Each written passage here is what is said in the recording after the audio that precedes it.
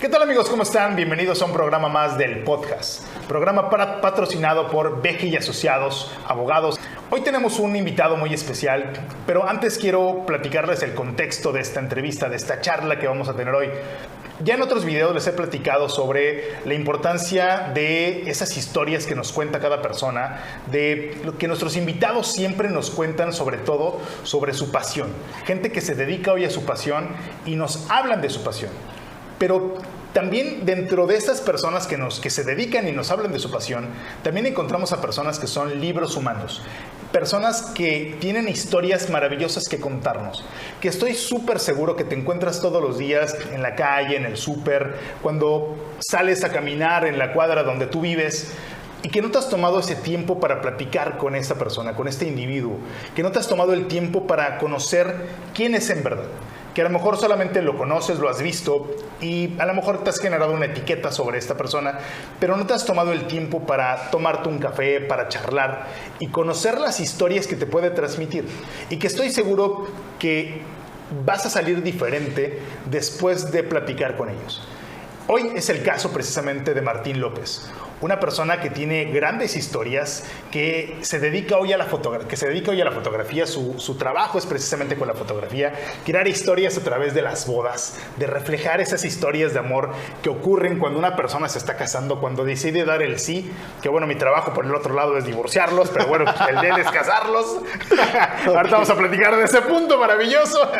Le voy a dar tarjetas, de hecho. Vamos a hacer paquetes. Vamos a hacer un paquete, pero que él ha tenido unas experiencias de vida bastante fuertes, que son dignas de compartir, que son dignas de hoy traer a la mesa, de hoy sentarnos a charlar de ellas, y que te agradezco, Martín, que estés dispuesto a platicar de ellas. Claro, muchas estás, gracias. Martín? Muy bien, estoy muy contento, muy emocionado de estar aquí contigo. Pues para mí es un gran placer, realmente, desde que me realizaron la invitación, yo me sentí muy contento de venir y platicar un poco acerca de mi vida y acerca de lo que hago, y sobre todo, pues cómo han sido las cosas en los últimos años. Originalmente, al principio estaba así como que, ¿qué digo? Sí, sobre todo, digo, estuve yo en entrevistas de radio, pero nunca había estado en una entrevista donde me vean, ¿no? Saludos a todos, ¿no? Saludos a toda la banda. Excelente. Pero pues obviamente estamos aquí dispuestos a platicar un poco acerca de mi vida, acerca de lo que hago, y pues adelante, comenzamos. Ok, antes de entrar a eso, me gustaría platicar esta parte de tu pasión, la fotografía. ¿Qué representa para ti la fotografía? La fotografía para mí es el 70% de todo lo que yo amo y hago, ¿no? Porque, por ejemplo, yo divido mis hobbies y mi parte como profesional por segmentos, ¿no? Ajá. Para mí, desde un principio, siempre desde niño me gustó mucho lo que es el arte, ¿no? El arte en general, me gustaba mucho el dibujo, la pintura, la música. De hecho, tuve un grupo de rap cuando estaba adolescente. ¿Cómo se llamaba tu grupo? Se llamaba Plan Perfecto. Ok. Sí. ¿Aquí en Cancún? Sí. Pues realmente siempre me agradó muchísimo la parte de la lírica, cómo componer canciones, todo ese rollo realmente para mí era súper interesante, y siempre fue como, yo siempre me sentí como que más grande en el cuerpo de un niño, ¿no? O sea, los gustos por música, por muchas cuestiones, y mientras otros niños estaban jugando fútbol, yo era más de estar escribiendo, de estar dibujando, haciendo otras cosas. Entonces, cuando van pasando los años, me doy cuenta de que también en el ámbito musical está medio complicado, y más aquí en México, porque pues prácticamente la música que realmente pega es demasiado comercial, y no era tan fan de la música comercial. Entonces, a los 17 años yo ya tenía prácticamente escuela en la fotografía, porque me había gustado desde bien chavito. Entonces fue cuando comienzo a hacer fotografía, empiezo a trabajar en un barco de fotógrafo. Y pues realmente de ahí se desembocó muchísimas cosas que realmente hasta fue después de muchos años que decido ya formalmente dedicarme a esto y darme cuenta de que para mí pues no solamente era un hobby, sino también pues un trabajo y que conllevaba muchísimas cosas. El día de hoy me apasiona muchísimo la parte de poder crear fotografías y sobre todo lo que estás creando, ¿no? Y te imaginas la responsabilidad que tienes en tus manos cuando realizas un reportaje de bodas, porque por ejemplo yo trabajo en un estilo documental. Okay. ¿Qué quiere decir esto? que prácticamente haces un reportaje de principio a fin de lo que es la boda. Entonces eso conlleva pues a captar como que las emociones de una manera natural, buscar la manera de que se cuente una historia a base de fotografías, a diferencia de lo que es la fotografía artística, donde pues tienes un poco más de control sobre la escena, donde tienes ya a lo mejor más iluminación, etcétera. Pero al final de cuentas mis clientes se ven identificados con ese estilo cuando de pronto ven cómo es la película a base de fotografías, cómo se puede contar la historia. A mí en lo personal me gusta la fotografía en general, me gusta el landscape, que son los paisajes, el retrato, todo. Probé en algún momento también un poco de fotografía boudoir, ¿Boudoir? Sí, boudoir.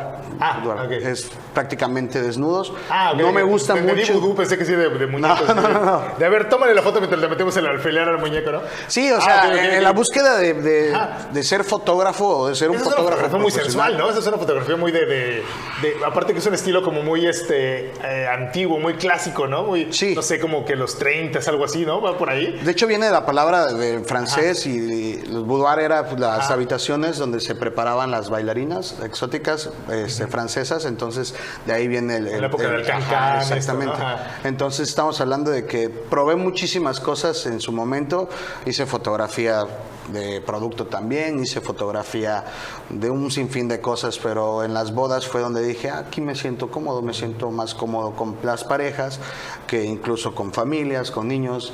Un secreto aquí entre nos, no me gusta mucho hacer fotografía de niños y no me siento tan cómodo. Sí, de niño, quédese quieto, ¿no? En cambio con las parejas siento que me puedo desenvolver mejor y puedo ser un poco más creativo.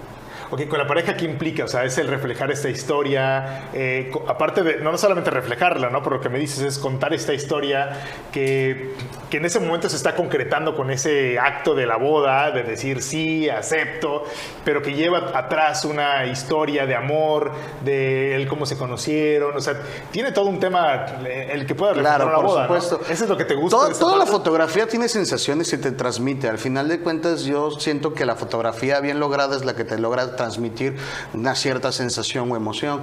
Eso puede ser desde un niño mirando hacia el mar, o puede ser una pareja bien románticos, abrazados, etcétera, muchas cosas. Pero con las parejas, para mí me resulta mucho más fácil y cómodo poder realizar ese tipo de acciones, porque por ejemplo la gente hoy en día las tendencias cambiaron muchísimo, ya no es como antes que el fotógrafo llegaba al evento directamente, se ponía a tomar fotografías, tomaba fotos donde todos estaban parados nada más viendo la cámara, y a la hora del vals se ponía a comer y dejaba la cámara grabando, etcétera, ¿no? Entonces ya el día de hoy las tendencias han cambiado desde el getting ready, donde está la preparación de los novios. Entonces, por ejemplo, hay ocasiones donde yo estoy haciendo fotografía de la novia y le pregunto, ¿y dónde lo conociste? Entonces, durante ese momento pasa algo frente a la cámara. Estamos hablando de que en ese momento ya no, o sea, sí hay nervios, sí hay nerviosismo, por supuesto que sí. Me ha tocado ver que lloren, me ha tocado ver que sonrían, que suden, que estén, no sé, bien emocionados, y por el contrario también súper nerviosos, que no pueden ni hablar o no pueden ni siquiera mirar a la cámara porque se sienten muy temerosos. De por sí la cámara impone.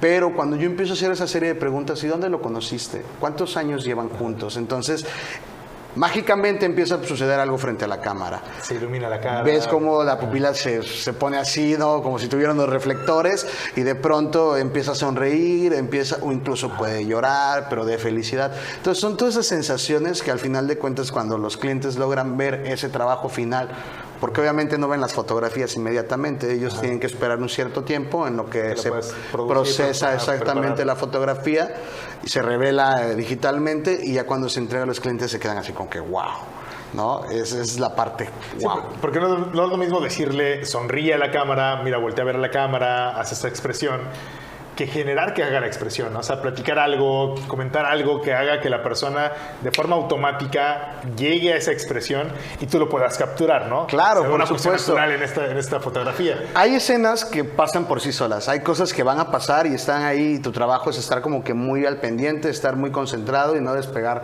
el ojo del visor de la cámara, porque si pasa y estabas tragando rebanadas, como dicen por ahí, ya valiste, ya no va a volver a suceder.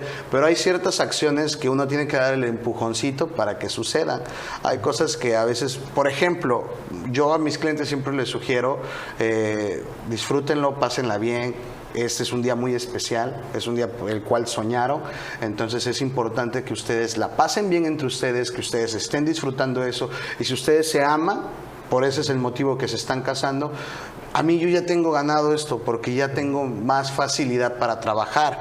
Obviamente ustedes preocúpense por divertirse y pasarla bien y por disfrutar este hermoso día, porque yo me voy a ocupar de hacer las fotografías para ustedes. Entonces es la parte que yo le quito la responsabilidad Sé tú, yo lo exactamente. Capto. Entonces, pero hay situaciones donde sí tienes que dar el empujoncito, como que, a ver, ¿y qué te parece si hacemos eso? Por ejemplo, acabo de tener una boda el sábado pasado donde de pronto la mamá estaba en el hotel, estaba con su burro de planchando el saco del novio. Llegué, le tomé una foto y me dice, ay, pero no estoy arreglada. Le digo, es que esa foto me encanta porque es parte del momento, ¿no? Como la mamá está arreglando el saco, lo está obviamente planchando para podérselo dar. Entonces, cuando ella agarra el saco y hace esto, mira a su hijo y yo me pongo al lado del novio, entonces capto esas imagen donde de pronto el novio está como mirando hacia a la mamá está muy emocionada con el saco como que a punto de llorar. Ajá. Y pues para mí ya eso es ganancia porque es algo que no van a tener a que yo simplemente, a ver, vamos a hacer un ejercicio súper rápido. Ajá. Yo no le puedo decir a la gente, a ver, haz como que estás feliz o sonríe. Porque es algo muy subjetivo, ¿no? Van a salir así, entonces no tiene caso, entonces hay que como que dar ese empujoncito para que las cosas puedan soltar. Claro que depende también mucho de los novios, depende, hay personas que son más fáciles y ajá, se puede conllevar más rápido. Pero sí, que a lo mejor llegas y están platicando, ¿no? Están haciendo relajo contigo. Entonces, y sí, te prestan a eso. Y sobre todo es eso, ¿no? Ajá. Que yo me involucro tanto que al final me terminan adorando todos, ¿no? O sea, me ha tocado desde que los papás, excelente trabajo. Martín. No, y eso es parte del show, porque, por ejemplo, yo con la cámara ando tomando fotos durante la fiesta, pero ando saltando, brincando y bailando, o sea, y yo creo que es parte de, ¿no? Tienes que disfrutar lo que haces y pues si no amas lo que haces, pues estás perdiendo el tiempo, ¿no? Okay. O sea, realmente, yo soy muy agradecido con Dios, con la vida, porque el día de hoy puedo hacer lo que amo, gano dinero con ello, me divierto y me emociona hacerlo. Entonces yo no me imagino, y no está nada mal, porque también entiendo que a veces es el proceso para llegar a otras cosas, estar en un trabajo que no te guste. Y en algún momento estuve en trabajos donde no me gustaba, pero sabía que necesitaba yo ahorrar dinero para poder invertir y hacer cosas que yo sí quería hacer. Vivir de lo que amas también conlleva muchísimas cosas, por ejemplo, la parte de ser necio, ¿no? Pero también hay que ser necio inteligente, porque, por ejemplo, yo te puedo decir el día de hoy, vivo de lo que amo y pues mi trabajo me encanta, o sea, es lo que yo decidí, no fue una cuestión de que porque por pura casualidad, no, yo decidí hacer esto y ser fotógrafo, ¿no? Pero para eso también tuvo que haber un plan, porque mucha gente también muchas veces quiere trabajar. Yo quiero ser pintor, ¿no? Ajá. Un ejemplo, pero no tienes un plan trazado. Cómo llegar a ser un pintor de renombre, o cómo venderte, o cómo hacer ciertas cosas. Y hay una serie de ejercicios y situaciones que se tienen que llevar a cabo para poder llegar al éxito. Porque si tú dices, bueno, yo quiero ser un gran cocinero, pero pues no me empiezas por... Pero a lo mejor tienes que cocinar, no sé, quesadillas o tacos, sí, ¿no? Y para llegar a ser ese gran cocinero, ¿no? Sí, tienes que pasar por diferentes procesos. Parte del ¿no? aprendizaje, sobre todo, tener un plan inteligente. A veces no están mal los sueños, el problema es que no hay un plan trazado para poder llegar a eso. Y al final de cuentas, estás a prueba y error. A mí me ha pasado de todo durante estos años. Realmente, o sea, un ejemplo de ello es cuando yo decido salirme de mi trabajo donde estaba yo, me iba muy bien, ganaba yo bien. Y de pronto, platicando con mi esposa, le cuento mis proyectos, y yo siempre he sido un soñador despierto, ¿no? O sea, yo cuando me imagino algo, lo empiezo a imaginar en mi cabeza y lo empiezo a hablar y digo, voy a hacer esto, voy a hacer el otro, y de pronto esa emoción me gusta porque siento que me da fuerza para poder ejecutar lo que debo de hacer, ¿no? Entonces yo me acuerdo que de pronto se hace todo, empiezo con mi marca de fotografía, Sweet Dreams, y de pronto... Sweet Dreams, ¿eh? Okay. Ajá, sí, actualmente pues son dos marcas, tenemos Sweet Dreams, que se dedica a fotografía en general, y Sweet Memories, que se dedica exclusivamente para bodas. Okay. Entonces, cuando ya llevábamos un año, nos vino una temporada horrible, no había mucho trabajo, la gente no nos conocía, no había pues bodas, no había sesiones. Entonces me acuerdo que mi esposa dijo, pues ¿por qué no te regresas a trabajar donde estabas? Y fue un golpe duro porque dices, híjole, no, pues sí la pensé porque decía yo, pues ya no inviertes, ya no te andas matando, o sea, vas... Igual y si regreso, ¿no? Y cumples tus 8 horas y te va bien, o sea... Y dije, no, la neta, y fue una cuestión más por orgullo y por mí mismo decir, no, la neta yo no doy paso para atrás. Y pues empecé a buscar otras opciones, empecé a crecer un poco más en ese ambiente y pues el día de hoy gano 3 veces más de lo que ganaba en ese trabajo y ganaba bien. Entonces nos ha ido muy bien, gracias a Dios. Realmente, pero también fue esa parte de ser terco. Porque si no eres terco y a la primera de cambio te rindes, pues ya valiste. Sí, y a veces como dices, no siempre vas a hacer lo que te gusta o no siempre dentro de lo que todo el espacio donde estás trabajando requiere ser perfecto, ¿no? Yo me acuerdo que hace muchos años, y eso se me quedó muy grabado, leía un libro el autor es Milan Kundera, y él platica de una, no sé si lo has leído, hay uno que se llama La insoportable edad del ser, platica de una pintora que vivía en un régimen socialista. La pintora se llama Sabina, el personaje, y vivía en un régimen socialista donde le pedían solamente pintar cuadros socialistas. No le permitían pintar nada más. Pero ella, dentro de todo el cuadro que hacía con todo el tema socialista y cumplía con lo que le pedía el propio régimen, en un pequeño espacio, en un pequeño cuadro, se expresaba. En una pequeña parte del cuadro creaba algo maravilloso, ¿no? Era a lo mejor para cualquier otra persona imperceptible, pero ella sabía que estaba ahí y quien tenía un buen ojo podía observarlo, ¿no? Eso me sirvió mucho tiempo cuando hacía trabajos que a lo mejor no eran los que yo decía, wow, esto es maravilloso, ¿no? Eso es mi sueño. Pero buscaba esos espacios en donde podía expresarme, ¿no? Donde decía yo, a lo mejor esto no es lo que me encanta, no es el trabajo de mis sueños, a lo mejor aquí no soy mi propio jefe, no estoy haciendo algo como esto que a mí me encanta, que me apasiona, crear un podcast, pero decía, pero en este espacio me voy a expresar y en este espacio me voy a divertir y voy a crearlo a mi modo y lo voy a disfrutar, y en este pequeño espacio, por muy pequeño que parezca, hay un mundo enorme, ¿no? Y voy a crear mi propio espacio, voy a crear mi propio mundo y lo voy a hacer a mi modo y lo voy a disfrutar, ¿no? Entonces eran esas válvulas de escape de esos momentos en los cuales requería ser necio, como tú lo acabas de comentar, pero que no necesariamente era el espacio que yo deseaba, ¿no? O el espacio soñado, donde te iban a decir, sí, vente, y iba a llegar el jefe y me iba a decir, sí, Hassem, qué bueno que llegaste, ¿no? Te estábamos esperando, hace mucho que la empresa no funciona porque tú no habías llegado, ¿no? Estábamos esperando a ver en qué momento llegabas, y mira, ven, aquí tienes el puesto de gerente, tienes las llaves de la oficina y el carro, ¿no? No ocurre en los espacios, ¿no? O por lo menos hay que chingarle, ¿no? Claro. Hay que estar necio, ¿no? Pero era esa parte que siempre me mantenía como en el... Ahorita que lo acabo de decir me lo recordó así, cabrón, es decir, güey, o sea, chíngale, ¿no? O sea, crea en esos espacios y poco a poco ve generando que esa pequeña parte del cuadro se expanda, ¿no? Y que todo tu cuadro posterior sea ese espacio en el cual te expresas de forma libre, ¿no? Claro. De hecho, por ejemplo, yo lo veo de ese modo, ¿no? Para mí todo esto es un rompecabezas. Empiezas con una idea y es la primera pieza, ¿no? Y ya pones la primera pieza y ya después tienes que ir armando todo lo demás. O sea, hay gente que tiene excelentes ideas pero no las ejecuta. Entonces ese es el problema. Sí, se quedan ahí en la chaqueta mental. Cuando tienes ideas y las llevas a cabo, pero también, como decía, de una manera inteligente. O sea, por ejemplo, si yo tengo familia y el día de hoy me voy a arriesgar por mi sueño a que no traigan 3 meses, pues está cabrón. O sea, no puedo ser egoísta por mi sueño. O sea, y también tengo que ser realista. El problema es que las personas igual a veces no miden sus límites y sus alcances. Yo creo y considero que las personas tienen un gran potencial y lo he visto, o sea, no solo por mí, conozco personas que se han desarrollado de muchas maneras y los admiro y digo, wow, o sea, mi socio es un ejemplo de ellos, Roberto Carlos, es una persona que el día de hoy yo lo admiro, trabajo con él y sigo aprendiendo, ¿no? Y veo cómo se desarrolla y cómo piensa y cómo ejecuta las cosas y eso me agrada mucho porque sigo aprendiendo. Pero hay personas que, por ejemplo, un vago ejemplo, ¿no? Yo platicaba con un compa la otra vez y me decía, es que está de la chingada esto. Le digo, pues es que vas a tener que agarrar ciertos trabajos o vas a tener que hacer ciertas cosas para poder lograr hacer lo que quieres, porque para empezar, quieres lograr ciertas cosas pero no tienes dinero para invertir.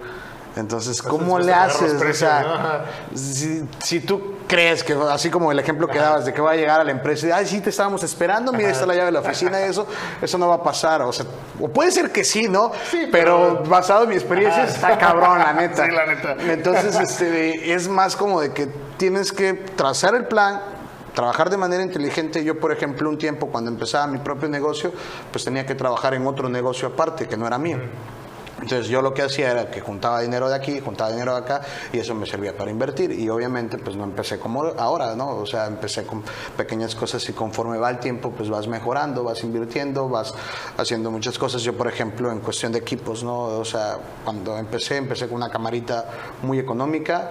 Esa es una historia muy chistosa, porque realmente el cómo fue que decidí empezar a Sweet Dreams fue una historia muy, para mí es una historia muy chistosa, llámalo coincidencia, pero estaba yo, debido al problema que tuve con las adicciones, pues prácticamente yo ya trabajaba de fotógrafo, pero pues no era mi propio jefe, y estaba yo por el problema que había tenido personal dentro de una sala de juntas de un grupo de autoayuda, y de pronto me dice uno, ay, qué bueno que estás aquí, me dice, qué chido, la neta, me da muchísimo gusto, échale ganas, aquí vas a lograr grandes cosas. Le digo, órale, neta, sí. ¿Y a qué te dedicas? Soy fotógrafo. Órale, tengo una cámara. Este cuate se dedicaba a vender equipo, no solo equipo, vendía relojes, motos, etcétera. Él compraba cosas en las casas de empeño y luego las revendía. Entonces, llego, le platico a mi mujer, le digo, oye, ¿por qué no la compramos para los festivales de los niños? Me dice, pues sí, ¿no? Y después ya me estaba yo arrepintiendo y dije, bueno, pues me la está dando. Es que realmente, pues en el trabajo donde estaba, me la daban, ¿no? Y pues no estaba yo tan acostumbrado a estar saliendo a hacer fotos. Entonces, dije, bueno, la voy a comprar. Compré la cámara sin cargador, una cámara viejita, empecé. Y de pronto una tía me platica en ese entonces que estaban abriendo el Hotel Dreams en Costa Mujeres. Eso tendrá como 6 años aproximadamente. Y de pronto me dice, voy a hablar con X, no me acuerdo el nombre, porque es el delegado y él te va a ayudar para ver si puedes. Entonces, yo me vendí la película, yo ya me veía en el hotel así, vendiendo sesiones y todo el rollo. Ya dije, ya tengo la cámara. Y acá, ¿no? Sí, bueno, todavía ni hablaba con el tipo y yo ya había hecho tarjetas de presentación. Okay. O sea, imagínate el grado. O sea, y en ese entonces llegaba yo con ahora mi socio, llegaba yo le decía, mira, es que voy a hacer esto, voy a hacer el otro. Y le platicaba y él trabajaba para otra persona y me decía, es que me gusta lo que dices y cómo te expresas y veo esa emoción. Y él, a pesar de tener pues mucho talento en muchas cosas, le daba un poco de miedo en ese momento salir de la zona de confort, de dejar de ser porque él era gerente. Entonces, haz de cuenta, ganaba muy bien, le iba muy bien, pero pues obviamente no es que esté mal ser gerente, pero pues no es lo mismo ser el dueño que el encargado, ¿no? Entonces, y en su momento me decía, pues échale. Y ya dije, ya sé cómo se va a llamar, como el Hotel de Dreams, Sweet Dreams, ¿no? Sí. Y de pronto se arma todo el show y cuando vengo a ver, pues no me dan ese trabajo. O sea, era imposible llegar por medio del delegado pues obviamente a los dueños del hotel o a la persona que se encargaba de esos giros. Pero yo ya tenía armado tarjetas de presentación, ya tenía una página en Facebook, ya tenía un montón de cosas, y a todo el mundo que yo llegaba le decía, toma mi tarjeta, soy fotógrafo profesional. Y a lo mejor en ese entonces estaba en un aprendizaje. Para completar esa historia, yo había trabajado de fotógrafo, me gustaba la fotografía, me gustaba mucho, o sea, todo lo que era, pues obviamente las artes visuales, pero por mi problema de adicciones, nunca le había dado el enfoque que necesitaba. Entonces, pues sí sabía yo de encuadres, sabía yo de ciertas cosas. Y cuando tengo esta cámara, que empiezo con lo de Dreams, una amiga me manda un mensaje en Facebook y me dice, oye, ¿Eres fotógrafo? Mi esposo anda a buscar una segunda cámara. Entonces me hace una invitación, llego al café, me invitan a un café, estábamos platicando. Cuando él me empieza a preguntar muchas cosas, pues me quedo un poco corto de conocimiento. Muy técnicas, ¿no? Sí, no, y pues sobre todo que pues, la camarita que yo tenía no era tan profesional como la que él tenía, y pues obviamente él buscaba algo un poco más pro, ¿no? Entonces me empieza a decir, no, pues me aplicó la de yo te llamo. Ajá. Nunca me llamó. Entonces, ahí fue un momento que si yo hubiera dicho, no, pues ya no me habló, no sé, bueno, ya no, dije, no, chingue a su madre, yo le voy a meter, yo no me voy a quedar. Y el día de hoy somos grandes colegas, hemos trabajado juntos, a veces cuando yo no puedo cubrir un evento, lo llamo a él y él ahora trabaja a veces para mí. Ajá. Y realmente es algo muy chingón. Porque, cámara él, ¿no? Ajá, o sea, cuando requiero un servicio de fotografía y que sé que él es muy bueno y lo jalo, pero el día de hoy él mismo me ha elogiado mis fotos y he dicho, güey, no mames, ajá, o sea, está bien chido lo que estás haciendo, ¿no? Entonces, pero fue parte del aprendizaje, porque de ahí fue no solo terquedad, sino también estudio, aprendizaje, cursos en línea, talleres, etcétera, y siempre me he considerado autodidacta. Entonces, a mí me gusta estudiar prácticamente por mi cuenta. Entonces, en ese momento fue cuando le empecé a meter, y al grado que el día de hoy, pues yo considero que tengo no solo calidad, sino creatividad y buen ojo para todo esto que estamos haciendo. Entonces, pero es la parte chistosa, ¿no?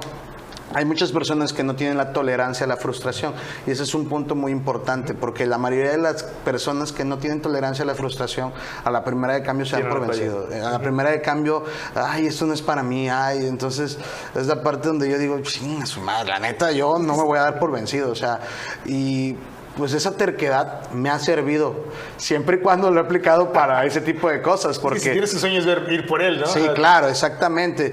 Yo sé de que no me importa qué digan, no me importa lo que piensen, yo lo voy a lograr o voy a hacer que se pueda lograr, ¿no? Porque es cuestión de construir, no de destruir. Entonces, pues así ha sido mi ámbito laboral y profesional el día de hoy. El día de hoy, pues como te comentaba, tenemos 2 marcas y pues prácticamente todo el año tenemos bodas, ahorita, por ejemplo, que pasó la pandemia, ajá, había muchos fotógrafos súper devaluados en precios porque no encontraban trabajo y todo. ¿Y tú sigues teniendo trabajo? Seguíamos teniendo trabajo.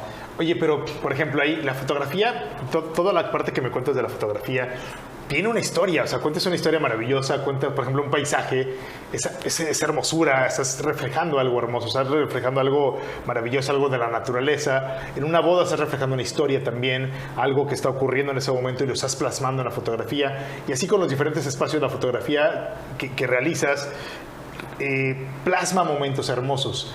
Pero ¿qué tantos momentos a lo mejor en tu vida tuviste, o qué tantos momentos llegaste a tener complicados en tu vida que hoy te hacen también reflejar valorar esos hermosos momentos? O sea, platícame de esa parte. ¿Tuviste un tema con adicciones? ¿Cómo deriva esto? ¿Cómo fue tu vida a lo mejor desde niño?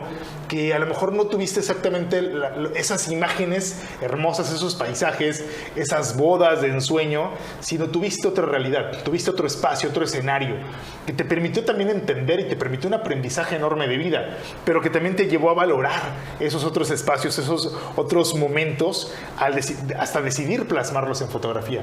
Platícame de esa parte de tu vida, de niño a lo mejor, de joven, que fueron momentos difíciles en tu experiencia. Ok, muy bien. Pues mira, para empezar, la gente que actualmente me conoce, yo les cuento mi historia, dice, no te creo. Ajá. No te creo porque pues estamos hablando de que no soy igual como era antes. Okay. O sea, realmente yo nazco en un pueblito en Veracruz, en Las Chopas, Veracruz. Me traen aquí a los 4 años. Madre soltera, me quedaba con mis abuelos me cuidaban, un abuelo alcohólico al cual adoro, pero es alcohólico y así se va a morir. Ajá. Y ya lo entendí, lo quiero, lo amo, lo adoro. Y lo aceptas al cual es. Pero él es así. Entonces, con el tiempo aprendí que puedo cambiar, yo no puedo cambiar a los demás. Entonces, eso es lo importante.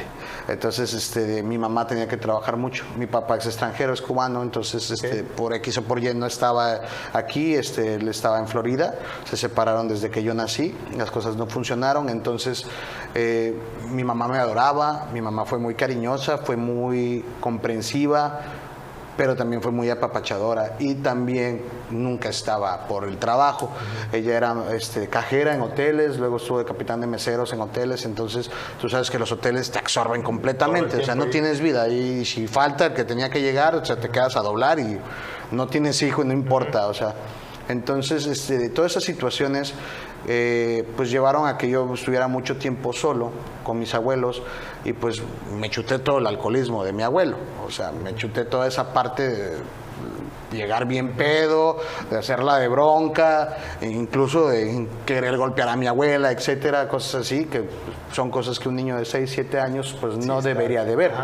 Entonces, es aunado que donde vivíamos, yo salía por tortillas y yo encontraba a la banda fumando mota, o la encontraba yo, pues, no sé, tomando, etcétera. Entonces, para mí eso era muy normal. ¿Eso ya era aquí en Cancún? Sí, eso fue aquí en Cancún. Y para mí eso era muy normal en ese entonces, estaba como muy de moda las banditas, ¿no? Por regiones y todo eso.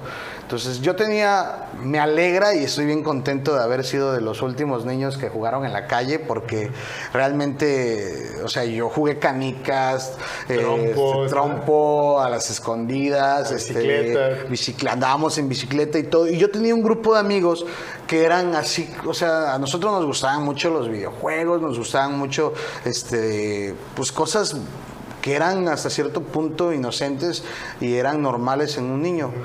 Pero a diferencia de ellos, yo ya traía una bronca. Yo ya traía ese concepto o esa mentalidad como de víctima y siempre un problema de seguridad. Un problema muy, muy marcado de inseguridad, mejor dicho. Entonces, yo hago a un lado a mis amiguitos, que el día de hoy me llevo con ellos todavía y conservo esa amistad por años, pero yo los hago a un lado y me voy con los más grandes. Entonces, yo recuerdo que a los 10 años, yo ya llegaba a las 10, 11 de la noche, mi mamá me pegaba una regañada, ¿no? O sea, sí, o sea, una vez me acuerdo que se escondió detrás del refri, yo llegué como a las 10 de la noche y estaba, ¿dónde estabas? Y no sé qué, y preocupada, realmente preocupada, porque pues era un niño, o sea, realmente yo ya me creía muy grande, pero pues seguía siendo un escuincle. Entonces, pues ya te empiezan a interesar otras cosas, te empiezan a interesar las chicas, entonces todo eso, había mucho temor, realmente había mucho temor y ese temor me hizo tomar ciertas decisiones, ¿no? Yo siempre lo he dicho que muchas de las decisiones que se tomaron fue por aparentar o por encajar en un cierto grupo de amigos, por encajar con ciertas personas, incluso para impresionar a una chica. Muchas de esas situaciones fueron reales y causadas a base del temor, porque yo tenía un ejemplo, una vez me acuerdo que los más grandes, ya sabes, ¿no? Sí, por favor. Oye, que este chavo está hablando mal de ti, que no sé qué, cómo te vas a quedar así, ¿no? Y ve. Pasó, como que, y pues ahí iba yo, y de pronto a él le aplicaron la misma, no, que él está hablando mal de ti, que la chingada y esto y el otro. Tampoco lo vas a dejar así, ¿no? A ver, espérate, ¿no? Agarrarse a golpes, o sea, como decíamos antes, ¿no? Los tiros, los trompos, etcétera. Sí, yo fui de los que me agarré a guamazos en la calle con otros. Entonces, yo tenía miedo de que me lastimaran, pero tenía más miedo o más temor de qué iban a decir de mí.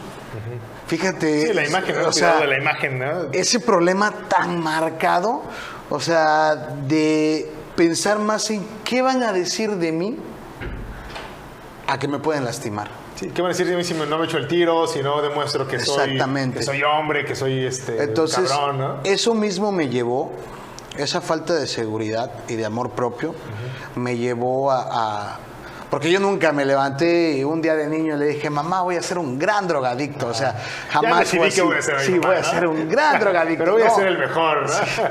O sea, realmente, pues yo tenía sueños, yo tenía ilusiones. Yo siempre dije a mi mamá, te voy a comprar tu casa, porque solamente éramos ella, mi abuela y yo. Y vivíamos en un cuartito cuando era niño, o sea, ahí estábamos los tres, no había más. Entonces, no hubo carencias, te mentiría si te digo, o sea, en Navidad sí llegaron ciertas cosas, pero también ya estaba marcado ese problema de que yo, por ejemplo, veía a mi vecino, que era mi amigo, que tenía hermanos, que tenía papás juntos y hasta 2 Golden Retriever ahí, dos labradores. Entonces yo decía, puta, ese es el concepto de familia. Ajá. Y yo decía, yo ¿qué no lo tengo, pedo, no? O sea, ¿qué pedo conmigo? ¿Por qué mi familia, nada más mi abuela? Y empiezan a generarse conflictos antes de llegar a la parte de las drogas. Por ejemplo, a la escuela, que llegaba mi abuela por mí a buscarme y llevaba su sombrilla. Y para mí eso, el día de hoy digo, qué pendejo estaba. Pero en su momento decía yo, ¿por qué no viene, por ejemplo, Jesús, que viene su papá, el señor uno de Guadalajara, bigotón, alto, así, bien vestido, llegaba en su coche, vente hijo, y le daba su beso. Y decía, llega mi abuelita. El día de hoy comprendo que ese era un acto de amor, pero pues en ese entonces no lo lograbas comprender, esa es la realidad. Entonces, en su momento todo eso dolía y no sabía yo cómo expresarlo, no sabía yo cómo platicarlo y empiezan a surgir más cosas en mi cabeza, ¿no? Sí, como niño lo empiezas a interpretar, o sea, lo que sucede en el mundo exterior, como niño lo interpretamos y generamos historias, generamos cuentos y que después se convierten en patrones, ¿no? Pero que si no logramos darnos cuenta de eso de adultos, lo seguimos arrastrando durante toda la vida, ¿no? Esas historias que nos vamos contando de cómo fueron las cosas, ¿no? Ese es el problema. El problema es lo que tú te cuentas o lo que tú te crees, porque la realidad es de que nunca me faltó nada en cuestión de cariño, afecto y en cuestión material tampoco hubo los grandes lujos, pero pues había comida, nunca me faltó qué vestir, qué comer o un techo donde dormir. Pero incluso hasta además, si podría decirle así, porque mi mamá siempre se esforzó como, bueno, es mi único hijo, vamos a darle todo, ¿no? A su medida y a su capacidad. Pero yo lo interpretaba con la historia de víctima, ¿no? Como que pobrecito de mí. Como que ¿por qué la vida es injusta? ¿Por qué la vida es así? Entonces, otro de los problemas muy grandes era de que de pronto vamos a hacer trabajos en equipo en la escuela. Y dije, no manches, es un cuartito, me da pena. Entonces, no, vamos a casa de Moy, no, porque pues esa casa está grande y todo el rollo y luego tiene su consola de videojuegos y entonces así fue la infancia. Entonces, ¿te imaginas ya para un niño despersonalizado con una serie de conflictos emocionales y vamos a llamarle mentales? Entonces ya era propicio para que cayera en las drogas. O sea, pudo haber sido que no, pero pues tomé la mala decisión que sí. ¿Por qué? Porque conozco personas que pasaron cosas incluso peores y pues no se volvieron drogadictos, ¿verdad? Al final de cuentas yo creo que mucha gente igual se trata de justificar en muchas cosas del pasado para decir la estoy cagando, pero pues el día de hoy yo asumo mi responsabilidad y entiendo que fueron mis decisiones, que no fue culpa de mi mamá, que no fue culpa de mis abuelos, que incluso mi abuelo no tuvo la culpa. Entonces más adelante hice ciertos ejercicios donde me toca pues prácticamente evaluar toda mi vida y cuando llego a un punto donde tengo que hacer una reparación de daños porque era necesaria ir a pedir perdón a las personas que yo dañé con mi forma de actuar, pensar y de sentir. Entonces cuando me doy cuenta de que me dicen, güey, tu abuelo, pues eres un desconsiderado. ¿Por qué? Porque yo soy el malo si él fue el que se pasó de lanza. Pues sí, porque pues él no tuvo papás. Entonces, ¿cómo quieres juzgar a alguien que te dio solo lo que podía? Eres un desconsiderado. Tú tienes la oportunidad, el día de hoy estás haciendo cosas para darte cuenta que la vida es diferente, pero él no la tuvo. Entonces, ¿por qué lo juzgarías o lo sacrificarías por un tema así? Entonces, fue algo muy difícil de comprender porque te das cuenta de que estabas tratando de ser exigente hacia las demás personas y hacia la vida, ¿no? ¿Fue verlos en algún punto desde la compasión? Sí. De entender que a lo mejor ellos no tuvieron, que te dieron lo que podían darte, ¿no? Claro. Que a lo mejor tú esperabas algo diferente, pero que bueno, te dieron ellos conforme a lo que también ellos recibieron, conforme a su propia historia de vida. Claro. A lo mejor tu abuelo también creció en un ambiente que no era no sé, el mejor, ¿no? A lo mejor también su padre fue alcohólico y de ahí se va generando, ¿no? Estas historias, ¿no? Pero cuando lo ves desde la compasión empiezas a entender a la otra persona, se elimina el juicio y ves a la otra persona como ser humano, ¿no? No desde no me diste, sino desde entender que, güey, o sea, también él la vivió diferente, ¿no? O sea, claro. También la vivió complicada, ¿no? Y pues me dio lo mejor que pudo, ¿no? Me dio lo mejor que tuvo, ¿no? Hay un dicho que dice que no te pueden dar lo que no tienen, ¿no? Exacto. Entonces las personas se dan a su capacidad y al concepto que tienen de amor. El problema es que se transgiversa la parte del amor y el amor se vuelve exigencias, y en mi cabeza lo que era amor realmente no era amor, sino eran exigencias, y era un egoísmo muy cabrón. Entonces, pues eso, para comprenderlo tuvieron que pasar muchos años y muchos golpes, ¿no? Pero bueno, en el momento de que me empiezo a dar cuenta de todos los síntomas de niño, pues empiezo yo a alejarme de mis amiguitos y empiezo a juntarme con personas más grandes, y empiezo yo a fumar cigarro para querer aparentar. Pero estamos hablando que tenía yo 13 años, o sea, un chamaco de 13 años, imagínate.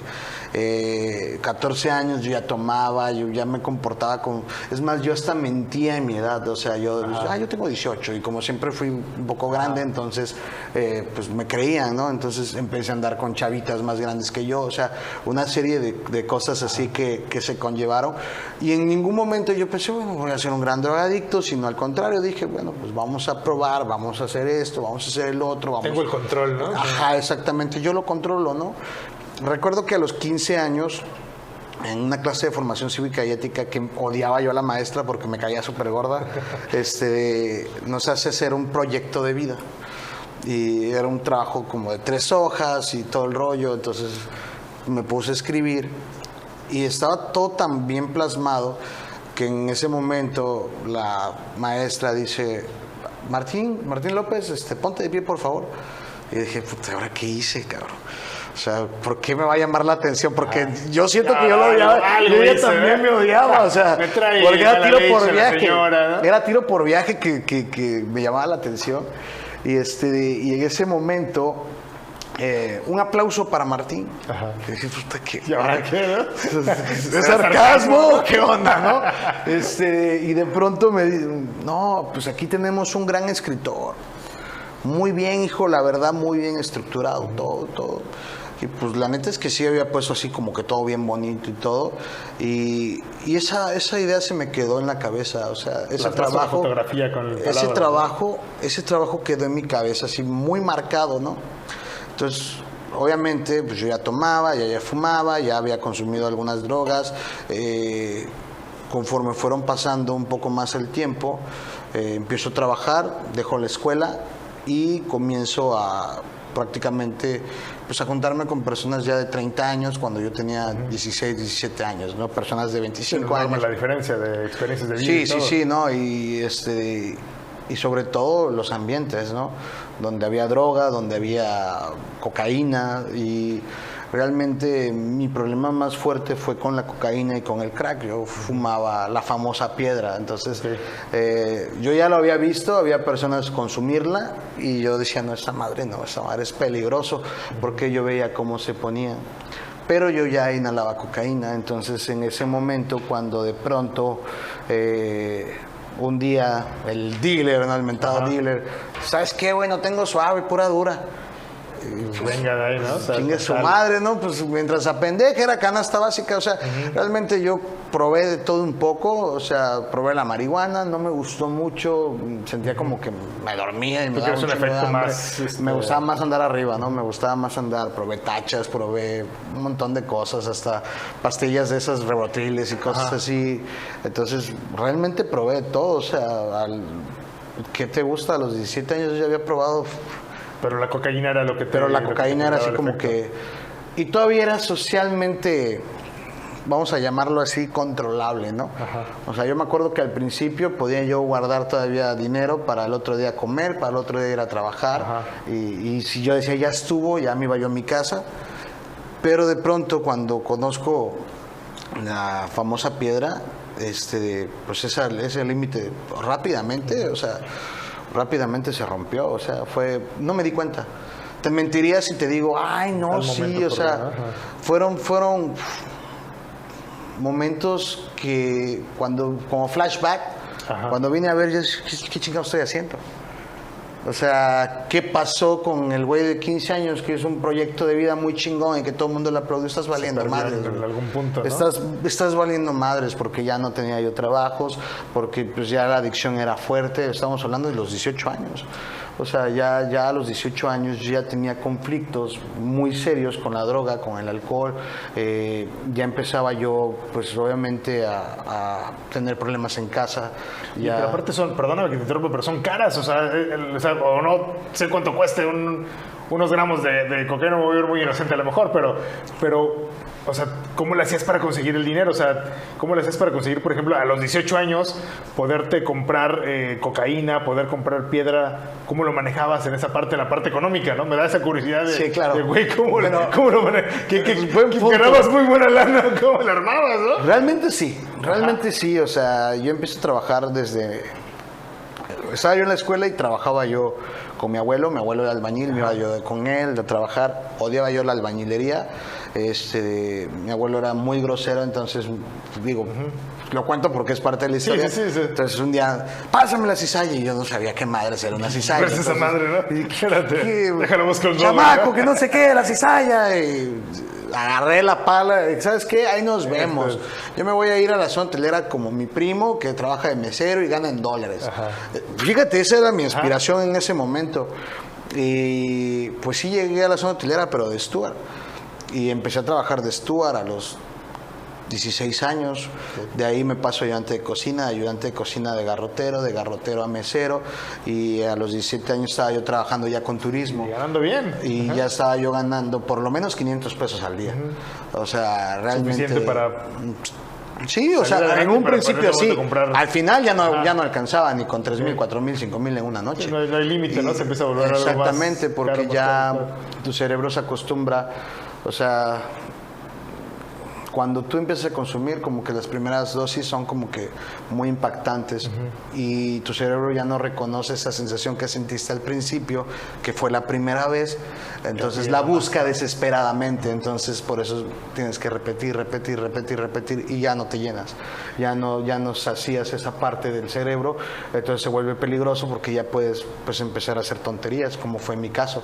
Entonces en su momento pues sí me iba bien, y pues lo que ganaba se iba ahí, o sea, realmente todo lo que ganaba, o sea, en un principio sí como que ahorraba, lo hacía así como que, me voy a comprar unos tenis y cosas, pero pues la realidad es que también vivía en casa de mi mamá, entonces no gastaba yo pues en nada, o sea, realmente comida, yo sabía que mi mamá me iba a dar un plato de comida o que no llevara yo el gasto, ¿no?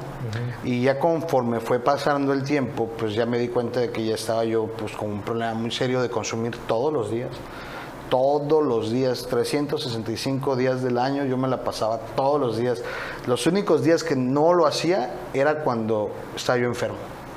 Que de pronto me daba una descompensación en mi cuerpo, que de pronto había como que 3 días que me tiraba yo a dormir y que no podía yo moverme y me dolían los huesos y puta, o sea, era así como que los únicos días donde yo podía frenar, porque de ahí en fuera, si yo no tenía dinero, pedía prestado, empeñaba o hacía la manera, o también te vuelves mañoso, porque esa es la realidad. O sea, yo por ejemplo hablaba a un compa que sabía que a la quincena él le ganaba muy bien y también le gustaba la fiesta. ¿Qué onda, viejo? Vamos a echar una chela, ¿no? Y entonces yo ya sabía que con 100 pesos le invito un six y este güey me va a invitar 3,000, 4,000 pesos de fiesta. O sea, también te vuelves así gandalla, por así decirlo, oportunista. La droga te transforma completamente, ¿no? Como Mr. High, no sé si has escuchado, ¿no? Dr. Jenkins y Mr. High, o sea, realmente mientras estás en consumo empiezas a transformar tu mente de una manera muy, muy fea, muy horrorosa. Y entonces, a los 18 años, ya no podía yo sí tenía yo trabajo, pero nunca tenía dinero, no tenía una estabilidad emocional, muchos problemas con mi madre, muchos problemas con mi abuela, y pues yo dije, bueno, pues tal vez por este momento va a ser pasajero, en algún momento voy a cambiar, ¿no? Y llegó el grado donde de pronto mi círculo social se empezó a reducir. Ya no, solamente amigos que consumías, ¿no? Sí, ya por último también te vuelves egoísta, ya no quieres tampoco estar, si tienes dinero, pues invitarle a otros, porque pues es parte de compartir la droga, ¿no? Entonces... Algo que me estás ahorita narrando, y igual perdón que te interrumpa, pero es que se me hizo muy interesante, y esto lo he platicado con otras personas en otros espacios. Me decías hace rato que, perdón, que es que no lo quiero dejar pasar, ¿no? Okay. Me dices, por ejemplo, que consumes una droga, generas una sensación y es otra vez repetirla, ¿no? Y buscas otra vez repetirla y va creciendo esta parte del consumo, por ejemplo, consumes marihuana y consumes otra droga que te genera el efecto mayor y poco a poco vas buscando otra vez querer repetir ese efecto, ¿no? Y vas subiéndolo a lo mejor en el nivel de droga o en el nivel de cantidades que vas consumiendo, ¿no? Eso es algo que me comentabas hace rato. Y eso es algo que yo he escuchado mucho con personas que no se drogan, pero que tienen vacíos emocionales y que utilizan a lo mejor, por ejemplo, los logros laborales, los logros de vida o a lo mejor el comprarse cosas, porque les genera eso exactamente. O sea, busco la satisfacción. Alguien un día me comentaba, es que yo me esforzaba tanto por comprarme el carro, ¿no? El carro nuevo. Y una vez que lo obtenía, ya que hacía todo y movía cielo, mar y tierra por comprarme ese carro, una vez que lo obtenía y que ya lo tenía en la puerta con las llaves en la mano, ya no era satisfactorio, ¿no? Ya. Y ahora era otra cosa. Y no es que sea malo ir por otras cosas, ¿no? No es que sea malo querer lograr más, pero se los he explicado mucho a gente con la que hemos trabajado en entrenamientos, que cuando tu vida se vuelve un pozo sin fondo, en donde lo que quieres obtener lo buscas para tapar ese vacío emocional, ese vacío existencial, no se logra. O sea, logro esto, perfecto, ya lo obtuve, lo aviento aquí y como es un pozo sin fondo, se va, ¿no? Y ahora, oye, ¿qué crees? Ya logré esto, lo aviento, se va, ¿no? Y es este símil exactamente con las drogas, porque es meto, no hay fondo. Meto, no hay fondo. Y no es que sea malo, te digo, querer lograr cosas, querer salir adelante y querer obtener logros en la vida, sino que cuando tu foco es, lo quiero lograr porque estoy tapando vacíos existenciales, vacíos emocionales, porque quiero tapar esto, porque me quiero sentir bien. A lo mejor hoy es la fotografía, esa droga, ¿no? El que se toma la fotografía en Instagram y la quiere subir y está todo el día metido en redes sociales porque le interesa esa foto. O están buscando el like, ¿no? Se vuelve una droga, se vuelve una adicción de lo quiero porque me va a satisfacer en algo, ¿no? O sea, creo que también a lo mejor las consecuencias pudieran a lo mejor físicamente ser completamente diferentes, pero al final se vuelve ese vacío existencial, ¿no? Y hoy hay gente que se suicida porque no obtiene ese like, gente que no obtiene esa aprobación también, esa misma aprobación de un público que es desconocido, ¿no? Porque no le dan ese aceptar, ese like, esa aprobación, y que también se siguen sumiendo en ese pozo. O sea, veo esto que tú me estás comentando en otros espacios también, donde a lo mejor la gente no está consumiendo algo que le está afectando a su cuerpo, pero que está haciendo exactamente eso. Adicciones a obtener algo y querer tapar un hoyo que no tiene... Todos tenemos bastones, fin, ¿no? Todos tenemos bastones. Sería, creo que un poco, por el tipo de cómo es el ser humano y el comportamiento, siempre hay bastones. Llámalo ejercicio, llámalo sexo, llámalo juego, llámalo mentiras, hay muchas cosas que la gente anda buscando su fuga o donde recargarse tantito, ¿no? Entonces muchas veces las personas, pero todo eso es base a la parte de no trabajar con uno mismo, porque cuando no te conoces o no sabes el por qué actúas de esa manera o para qué actúas de esa manera, el día de hoy pues es fácil que yo te pueda definir ciertas situaciones que viví y cómo las trabajé, porque se trabajó y se trascendió, pero en su momento obviamente se desconocía toda esta parte. Entonces, por ejemplo, un ejemplo, ¿no? Que ahorita que tocabas el tema, ¿no? O sea, por ejemplo, yo, como está la delincuencia, yo pura madre comparto cosas personales en Facebook, porque la neta, o sea, está a la chingada. Entonces, esa parte de buscar aprobación ya no hay, y en su momento sí también había, pero son tantas cosas que se transversan, la falta de amor propio, como lo mencionaba, esa es la realidad. Cuando tú tienes la seguridad y el amor propio, o sea, y sabes que no vas a hacer nada para lastimarte, ¿no? Estás consciente de que lo que vales, lo que eres, y ya no necesitas quedar bien con nadie. O sea, el día de hoy yo ya no quedo bien ni con mi mujer. O sea, realmente la amo, la adoro, la quiero, igual a mi madre, igual a mi abuela, igual a mis hijos, pero el día de hoy yo trato de ser feliz con lo que tengo y sin añorar prácticamente modificar o hacer ciertas cosas, ¿no? Porque muchas veces es eso, las fotos en Instagram, por ejemplo, el gimnasio, todas las chicas que están en el gimnasio es porque las acaban de cortar, o sea, si te pusieras a pensar cuántas personas lo hacen por decisión de lo voy a hacer por salud, no por eso está poca madre. Pero normalmente lo haces por una rotura amorosa, por el ego, muchas veces por la parte de que vas a ver lo que te perdiste.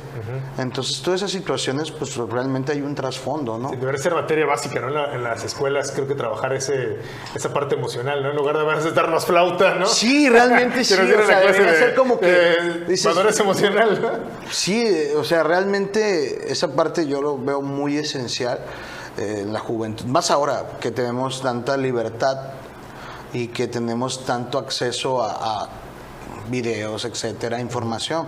O sea, realmente hay mucha información en línea, pero esa información no siempre es aprendida. Porque una vez lo escuchaba, ¿no? De que te pueden estar pasando un chingo de situaciones y puede que no estés aprendiendo. Y lo ves, Y puede que no estés aprendiendo. Y puedes estar valiendo madres en la vida y no vas a captar el mensaje, ni lo vas a... ¿Por qué? Porque pues estás ciego, ¿no? Entonces siento que el día de hoy todo el tema de las redes sociales y todo, pues igual entorpece un poco a la gente. Lo que hacía la televisión antes, lo que hacía muchas cosas, a lo mejor me equivoco, pero es mi punto de vista. En realidad la gente está como que un poquito ciega y para poder despertar de ese letargo, pues es necesario hacer un viaje en introspectiva, ¿no? Tienes que entrar a ti mismo y poder comprender el por qué me siento así o por qué hacía esto, qué es lo que realmente me duele. Entonces, cuando empieza a hacerte esas preguntas, yo escuchaba, porque después de todo esto estuve en grupos de autoayuda y un viejito que decía, me encantaba escuchar a los más viejos porque al final de cuentas siempre me gustó aprender, siempre me gustó mucho aprender, entonces cuando yo me ponía a platicar con una persona mayor, o sea, te nutre y te da un chingo de aprendizaje, ¿no? Entonces decía, era una pregunta que decía, ¿por qué te odias tanto? Pero lo decía, estoy tratando así de acordarme con el tono de palabras y todo. ¿Te has preguntado por qué te odias tanto? Dices, güey, no mames, ¿por qué me odio tanto, güey? O sea, y no, yo no me odio, yo me amo. Bueno, ¿por qué te quieres quitar la vida a peñisquitos, güey? O sea, ¿qué tanto te puede doler? ¿De qué quieres escapar? O sea, es una realidad. Todo el mundo anda escapando de algo. Todo el mundo anda escapando de su niñez, de su adolescencia, de una ruptura amorosa, de la situación de la relación con sus padres, de temas ya más profundos, violaciones, etcétera. Yo, en realidad, pues venía con el problema de mi familia disfuncional, ¿no? Pero ¿cuál fue ese madrazo que te diste que te hizo acudir a esos grupos de ayuda, que te hizo decir, güey, o sea, a ver, voy a trabajar? O sea, ¿cuál fue el golpe que dijiste, güey, ya, no hay más, ¿no? Bueno, entonces, para ese entonces, me vuelvo papá. O sea, fui papá a los 19 años. O sea, yo tuve una experiencia muy fuerte con las drogas, pero al mismo tiempo, pues, me la aventaba yo como roncando, florero, ¿no? O sea, de sexo, alcohol y drogas. Entonces, pues a mi novia la embarazo. 19 años, nace mi hija, nace Romina. Y dije, chinga tu madre, güey, yo no sé qué voy a hacer, o sea, y eso es algo real. Cuando ella me dice, estoy embarazada, y no me odien por esto, pero es una realidad, fue tal cual como lo sentí, lo pensé y lo viví. Y le digo, ¿y ahora qué vamos a hacer? Yo estaba cagado de miedo, o sea, yo no creo que hacerte cargo de ti mismo, ¿no? Sí, vamos a hacer. O sea, no mames, güey, o sea, no me puedo ni sostener a mí mismo porque estoy dado en la madre, o sea, ¿y ahora qué hago? ¿Ahora qué hago? O sea, y pues las cosas no fueron muy bien, se separó de mí un tiempo, se fue a Veracruz, ya cuando nació, pues ya le digo, vente, vamos a vivir juntos, y pues yo dije, bueno, pues ya cuando venga, pues yo ya me voy a calmar, y no. Entonces, empecé a tocar fondo, pues ya no había amigos, las personas se alejaban de mí, muchas personas que decían ser mis cuates, o sea, sientes la parte del rechazo, ¿no? La familia, tías, pues, o sea, todo el mundo diciendo, no, este güey ya valió madres. O sea, la misma gente en la calle, así como que las miradas de reojo, así como que... Entonces empiezas a sentir fíjate cómo es peligroso porque la droga te hace sentir miserable después de los efectos. Es un juego engañoso. Ajá. Al principio como que sí, vente, yo te voy a hacer sentir wow, y ya después cuando no la tienes te hace sentir basura, ¿no? Okay. Entonces, ¿qué es lo que tienes que hacer para que no te sientas basura? Volver a consumir. Entonces, después de haber sido un tomador social, porque yo me creía un tomador social, o sea, estamos hablando de 19 años tomando alcohol de lo más 20 pesos, ¿no? O sea, sí, o sea, y muchas veces ya seco, sin refresco, sin nada, para poder bajarme de la locura que traía yo. O sea, empezó a tener problemas, delirios auditivos, delirios de persecución. O sea, estamos hablando de que un joven ya con problemas, una psicosis de que constantemente sentía que alguien me estaba persiguiendo. Empiezo a tener ya problemas más fuertes con la mamá de mi hija. Nace mi hijo porque no me conformé con unas, inmediatamente le hice otro. Entonces, gracias a Dios nacieron sanos, nacieron muy sanos y grandes y fuertes. Y de pronto ya me empezaba a doler la vida, ¿no? Ya no era tanto lo que había vivido de niño, sino qué estoy haciendo. Y empiezas a sentirte mal, o sea, no conozco a nadie que pueda decir, ay, sí, estoy valiendo verga y estoy bien contento, ¿no? Me la estoy pasando poca madre, sea, ¿no? Sí, puta, wow, ¿no? Muchos puñetes mentales, ¿no? Ajá, exactamente. Entonces todavía trabajaba, pero pues todo era para la droga, o sea, todo era para la droga. Ya empezaba a deambular por las calles, o sea, estamos hablando de que yo trabajaba, entraba, fíjate, tenía un trabajo poca madre, de 5 de la tarde a 11 de la noche, y me ponía yo a ganar de comisiones 1,500, 2,000, hasta 3,000 pesos. Ok, o sea, tenías suficiente para vivir tranquilo, o sea, ¿no? Pude haber, no sé, pero el hubiera no existe. Ajá. Entonces, pues todo ese dinero se iba en drogas, se iba en alcohol, y de pronto ya me daban las 3, 4 de la mañana y yo seguía en la calle. Y muchas veces era triste porque 5 de la mañana en la banqueta pensando en qué hago aquí. Yo tengo una familia, yo tengo unos hijos, tengo una esposa, tengo una madre. ¿Por qué no puedo estar ahí? ¿Por qué no me siento con la capacidad de decir, ya no quiero esta madre y me voy a ir a mi casa? ¿Por qué no puedo? Entonces, en esos momentos me entraba esa agonía, y cuando llegaba, pues solamente esperaba yo que amaneciera. Y a veces seguía yo consumiendo hasta las 10, 11 de la mañana si había el dinero, y cuando no había, pues ya llegaba yo, me compraba yo mi alcoholito de ese barato, y pues ya era así como de que vamos a darle hasta que ya pierda la conciencia, me duermo, me levanto al rato, me voy a trabajar. Era evadir. Ajá, exactamente. Y pues obviamente cuando llegaba a casa, pues veías el recelo en la mirada, ¿no? Así como que, este cabrón otra vez. Y la parte de las promesas. Te prometo que ya no lo vuelvo a hacer. Te prometo que esta vez va a ser diferente. Te prometo. Y siempre promete. Y la verdad es que incapaz de cumplir siquiera una promesa, ¿no? Entonces todo eso ya dolía muchísimo. Ya llega un punto donde empiezo a sentir así como que ya no quiero vivir, ya. O sea, realmente yo a los 20 años yo ya estaba desahuciado. Estás en la plenitud de la juventud y de la vida, ¿no? Ya sentir que en ese momento que ya no tienes para dónde, está cabrón. O sea, realmente ya no encontraba yo consuelo, ¿no? O sea, ya no buscaba yo la forma. Prácticamente estamos hablando de que así me aventé 2 años más. 2 años más, y ya cuando iba yo a cumplir... Me internaron la primera vez, porque estuve internado. Me internaron la primera vez, yo dije, no, esta vez ya no quiero nada. Pero realmente no estaba yo convencido. Realmente lo que pasó es que quería yo descansar un rato de los pedos, de las broncas, de que te estuvieran reclamando. Exactamente, diciendo, ¿no? Sí. Y no tenía yo intenciones de cambiar, solo dije, bueno, voy a ver si aprendo como a controlarlo, ¿no? Okay. O sea, no voy a dejar de chupar, no voy a dejar de drogarme, pero ya le voy a bajar y le voy a hacer una vez al mes, ¿no?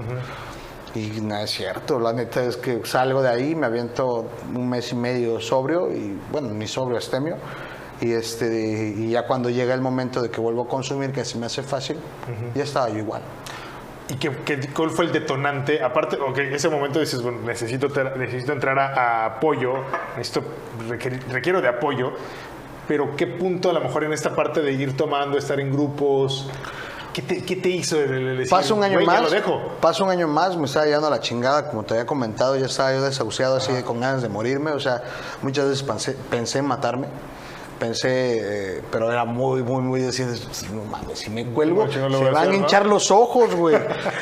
Y si me Cuidado corto la las imagen, venas, no, pues va a Dejarme doler. aquí, ¿no? ¿Cómo crees? O sea, no. Entonces me daba miedo también, o sea. Me atropellan, ¿qué tal si le desmadro el carro al Sí, otro? ¿no? yo dije, no, pues la manera más chingona es una sobredosis, así tipo rockstar, ¿no? Sí, tipo o sea, Kurt Cobain, así, voy a estar padre, así luego con una fumando y drogándome hasta que yo diga ya no puedo más y ya, porque estuve igual con muchos intentos de sobredosis y todo eso, dije, bueno, ya, que mi corazón se pare y ya estuvo ahí. Pero pues no pasó, Dios tenía otros planes para mí, ¿no? Y me acuerdo que en un momento me había separado un rato de mi mujer y pues ya estaba yo con una situación muy grave. Me acuerdo que entraba yo y salía al baño, estaba yo desesperado, ya no tenía dinero, ya no tenía yo, y de pronto en ese momento la droga te hace como buscar, ¿no? En el piso y todo eso, sobre todo la piedra. Entonces estaba yo en ese momento hincado buscando así, si no encontraba yo un pedazo, realmente ya estaba yo súper mal. Y en ese momento me puse a llorar y empecé como a reclamarle a Dios, como si Él tuviera la culpa de mis pendejadas, ¿no? Entonces, en ese momento, pues yo no lo comprendía, ¿no? Yo, ¿por qué? Si estás ahí, ¿por qué permitiste que yo acabara así? ¿Cómo es posible que yo acabara? Yo tenía otros planes, ¿qué pedo, no? O sea, ¿qué pasó? ¿Dónde se quedó esa historia que le escribí a la maestra? Ajá, ¿no? exactamente, ese era lo que pasaba por mi mente. ¿Y dónde está la casa que le ibas a comprar a tu mamá? Y decía yo, güey, ya, o sea, o llévame o recupérame, o sea, o cámbiame, porque la neta yo ya no aguanto esta vida, ya me dolía hasta respirar. Y pues yo la verdad creo en un Dios tal como yo lo concibo, no soy religioso ni entro en detalles con la iglesia ni nada de eso, ni con doctrinas, pero yo sí creo que existe una inteligencia suprema. Entonces en ese momento pues como que Dios dijo, pues vamos a echar la mano a este pendejo, ¿no? Pues vamos a acomodar las cosas y todo, y a la semana el último intento de mi madre, porque mi madre siempre estuvo ahí, el último intento de mi madre, y pues consiguió quien fuera a buscarme y me internaron. Curiosamente, cuando yo iba en el camino al centro de rehabilitación, no me sentía yo con ganas de escapar, con ganas de irme, con ganas... Realmente decía, bueno, ya voy a descansar. Te soltaste. Llevaba meses sin descansar, o sea, llevaba meses sin dormir. Estar con la droga y no te llevaba permitía meses sin comer, ¿no? Porque incluso, por ejemplo, aunque me hicieran la comida más rica, si yo me estaba drogando no me daba hambre. Okay. Y no le sentía sabor cuando comía la comida porque sabía cartón, sabía droga. Entonces, en ese momento, cuando yo llego al centro de rehabilitación y me sirven un plato de frijoles de olla, que estaban así, hasta con piedras, porque ni siquiera se las quitaron. Y no era de la piedra que te gustaba en ese momento, ¿no? Y de pronto dije, tiene sabor. Y obviamente viene el proceso de la desintoxicación, que es necesaria. Los centros de rehabilitación, no estoy de acuerdo completamente en todas las decisiones y cómo conllevan las cosas. Maneja, ¿no? Sí, existe, por ejemplo, la norma 028 que influye en ciertas cosas y muchas veces no se respeta. Entonces estamos hablando de que los centros de rehabilitación lamentablemente pues son dirigidos a veces por personas que no tienen conocimiento real sobre las adicciones y creen solamente que por su manera de pensar van a hacer las cosas. Exactamente. ¿No? Entonces, entro ahí, empieza el proceso de desintoxicación. Fue difícil, ronchas sobre todo el cuerpo, mucha ansiedad, pesadillas. Y llega un punto donde yo estando ahí adentro, pues realmente me dolía, o sea, y yo decía, pues fíjate, me la aplicaron esos canijos. Hoy les doy las gracias, ¿no? Y qué bueno que lo pude comprender y no me resentí, porque si me hubiera resentido no estuviera aquí platicando contigo. De pronto, esa historia está chistosa porque llegaba y me decían, ¿qué crees, güey? Tu mujer se va a Veracruz. Ya no la vas a ver. Y yo decía, híjole, no ¿Qué pasó? manches. ¿Cómo crees, no? Sí, y de pronto me decían, no, y tus hijos se los lleva. Y de pronto, entonces yo decía, ¿qué hago? Me escapo, voy a verla, la detengo. O me rehabilitan, ¿no? Yo ya no quiero vivir así. Y para acabarla de chingar, o gracias a Dios, mejor dicho, había mucho chavito en el centro. Había chavitos de 13, 12, 14 años, niñas y niños, o sea, pues yo tenía 23 años. Entonces en ese momento, cuando yo veía a esos chavitos, me veía identificado con ellos, ¿no? Tanto por haber sido un niño y tanto por tener hijos. Entonces cuando yo los escuché decía, puta, yo no quiero que Romín y Sarif terminen mentándome la madre en una tribuna. O sea, yo realmente me empezó como que entrar la conciencia, ¿no? Al grado que un día me puse a chillar y dije, güey, es que no puede ser que seas tan pendejo, güey. No puede ser que hayas tenido todo lo que cualquier otra persona quisiera y aún así no lo sepas valorar. Entonces en ese momento me acuerdo que empiezo con ese proceso de pesadillas, todo, o sea, realmente había mucha droga en mi cuerpo y me costó mucho trabajo sacar todo eso. Me acuerdo que me hinqué un día en la noche y dije, Dios mío, pues ya la neta, yo creo que esta es la oportunidad. Así llorando, sudando y así, Dios mío, ya, o sea, que se haga tu voluntad. Yo ya no quiero seguir batallando, ya no quiero seguir luchando conmigo mismo, ya no quiero seguir defraudando a las personas que me aman, lastimando a las personas que realmente me quieren y sobre todo porque, fíjate, ¿no? Siempre uno trata como de quedar bien en la calle con una bola de cabrones que ni te lo van a agradecer y es como el borracho, ¿no? O sea, dejas a la mujer sin gasto pero con los cuates venga, no hay problema, vamos a comprar y todo aquí, eso. Entonces, todas esas chingaderas, al final de cuentas, dices, güey, no manches, al final de cuentas estás quedando bien con una bola de pendejos, güey, pero en tu casa, o sea... Con la gente que te quiere, con la gente que te ama. Exactamente, o sea, ¿cómo eres capaz de ser tan insensible, no? Pero entonces en ese momento empecé como a sentir. Yo hace rato te lo comentaba, ¿no? En privado, ¿no? De que muchas veces la droga te hace sentirte como muerto en vida, estás como insensible, no sientes, no percibes nada, no percibes los colores, los sabores, los olores, etcétera, y solo estás como el ratón en la jaula, ¿no? Ajá. Y estás dando vueltas, y cuando de pronto se frena esto y entra un poco de conciencia en mí, no, güey, o sea, ya no quiero esta vida, ya no quiero. Y la historia de ese centro de rehabilitación, la neta es que sí fueron bien duros, o sea, pero para un canijo como yo, que pues era yo callejero, yo era...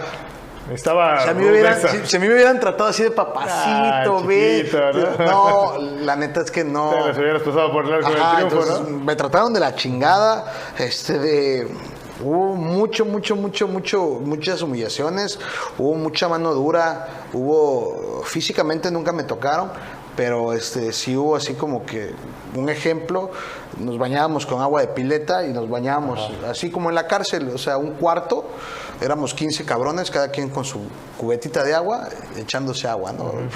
Cero de que, ay, me da pena, no, nada. Sí, o sea, ya... Entonces, un día el que lavaba los trastes, se le cayó una olla con caldo como con tomate. Ajá. Y cae en la pileta donde agarrábamos agua para poder bañarnos. Entonces, pues el agua se contaminó de tomate. Sí. Entonces, le dijimos al director, oye, pues fíjate, no, están pendejos, ¿para qué? Así se bañan. Oye, pero tiene gurusapos, no, pues así se bañan. Bueno, pues la verdad es que pasé por cosas que incluso en la drogadicción no me pasaron. Que ni siquiera ahí las vivías, ¿no? Sí, porque hasta ese punto yo era medio limpio, yo me bañaba y todo el rollo. Y decía yo, bueno, pues no chingues, no te bañas con gusanos, ¿no? Eso estuvo súper chido porque la neta, después de un tiempo, pues la neta yo lo cuento el día de hoy, ya a mí eso ya no me duele, o sea, ya todo eso se trascendió y lo cuento como una experiencia y ya no es una vivencia, ¿no? Porque en su momento eran solo vivencias, pero ya al día de hoy ya se ha aprendido un cierto aprendizaje de todo lo que se ha vivido.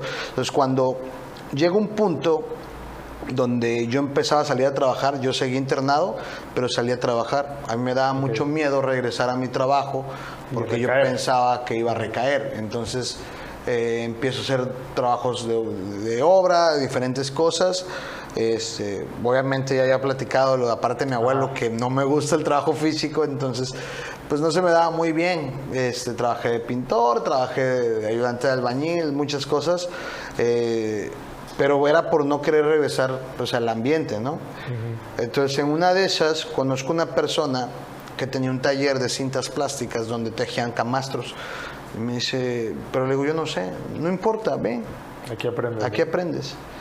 Y esta persona me empezó a enseñar y estaba bien chido porque de pronto estábamos trabajando y decía, a ver, para todo. Preparaba su café, te llegaba, te ponía una tacita, vamos a platicar. La parte que más me conmovió, obviamente pues yo ya salí a trabajar, pero no podía yo ir a mi casa. Y de pronto un día en casa de su suegra de él, prepararon unas lentejas. Y el sabor de las lentejas era muy parecido al sabor. La señora era de Veracruz, mi abuela de Veracruz, y era el sabor tu casa, ¿no? muy parecido al sabor de las lentejas de mi abuela, ¿no? Que le ponía platanito frito, huevo, chuleta, todo, ¿no? Chulada. Entonces en ese momento cuando yo pruebo la comida, yo dije, hey, ¿qué haces aquí? O sea, tenías una familia, güey, tenías muchas cosas. Ya no me estaba yo drogando, ya no estaba yo consumiendo. Sí, pero aún así estabas con el miedo, ¿no? Ya estaba yo así como que... Y esas cosas son las que reafirmaron la parte de decir, ya estuvo, ¿no?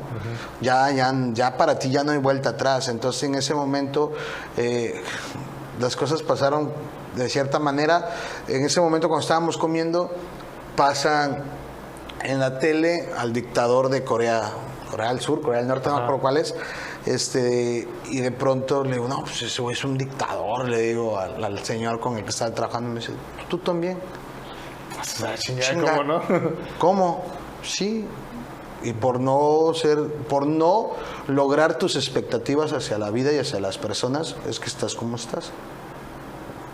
Me dolió. Es un dictador en tu propia vida, ¿no? Sí, con la gente o sea, de tu vida. Sí, porque es la parte que decía que el amor impuesto, ¿no? O sea, de que quiero que me ames como yo necesito, como yo quiero. ¿Por qué, güey? O sea, ¿quién te tiene que amar solo porque estás muy bonito? Porque eres... No, o sea, la neta es que esa es una idea errónea que tienen las personas. Esa es una idea errónea que deberían de eliminar porque al final de cuentas imponen esa parte del amor, o sea, llámame porque yo necesito, llámame porque yo quiero, llámame porque a mí me duele. Y cuando te pones a pensar que el amor, ¿no? Que el amor es más lo que yo puedo dar que lo que me puedan dar. Porque muchas veces estamos más preocupados en mis intereses personales, en mi egoísmo, en qué necesito yo, en qué necesitan los demás, ¿no? Entonces, en ese momento, cuando me dice, es que tú has sido un dictador, me conmovió. Y de pronto, esa historia viene acompañada de otras, ¿no? La parte sí que fue así como que la cereza del pastel, fuimos a trabajar y yo era malísimo con las herramientas. Entonces, me pone con el taladro y se me rompe la broca. Y estábamos en la zona hotelera, entonces no había como que no había dónde comprar brocas, ¿no? Y dije, entonces yo estaba esperando que de pronto la imagen de mi abuelo, ¿no? De que, madre, la chingada, esto y el otro. Y no, me agarró el hombro y me dice, a ver, hijo, mira, se hace así. Ya, con eso me compró. En ese momento recibí la aceptación o la comprensión que estaba yo buscando. Entonces, de ahí, cuando yo ya estaba así por salir del centro de rehabilitación, me faltaba una semana, me salté esa parte, me dice el dueño, porque yo empezaba a cuestionar muchas acciones que ellos hacían. Y les decía, es que yo trabajo con él y aprendo esto, pero tú haces lo contrario. Entonces, pues, ¿de qué libertad hablamos si estamos bajo tus huevos prácticamente?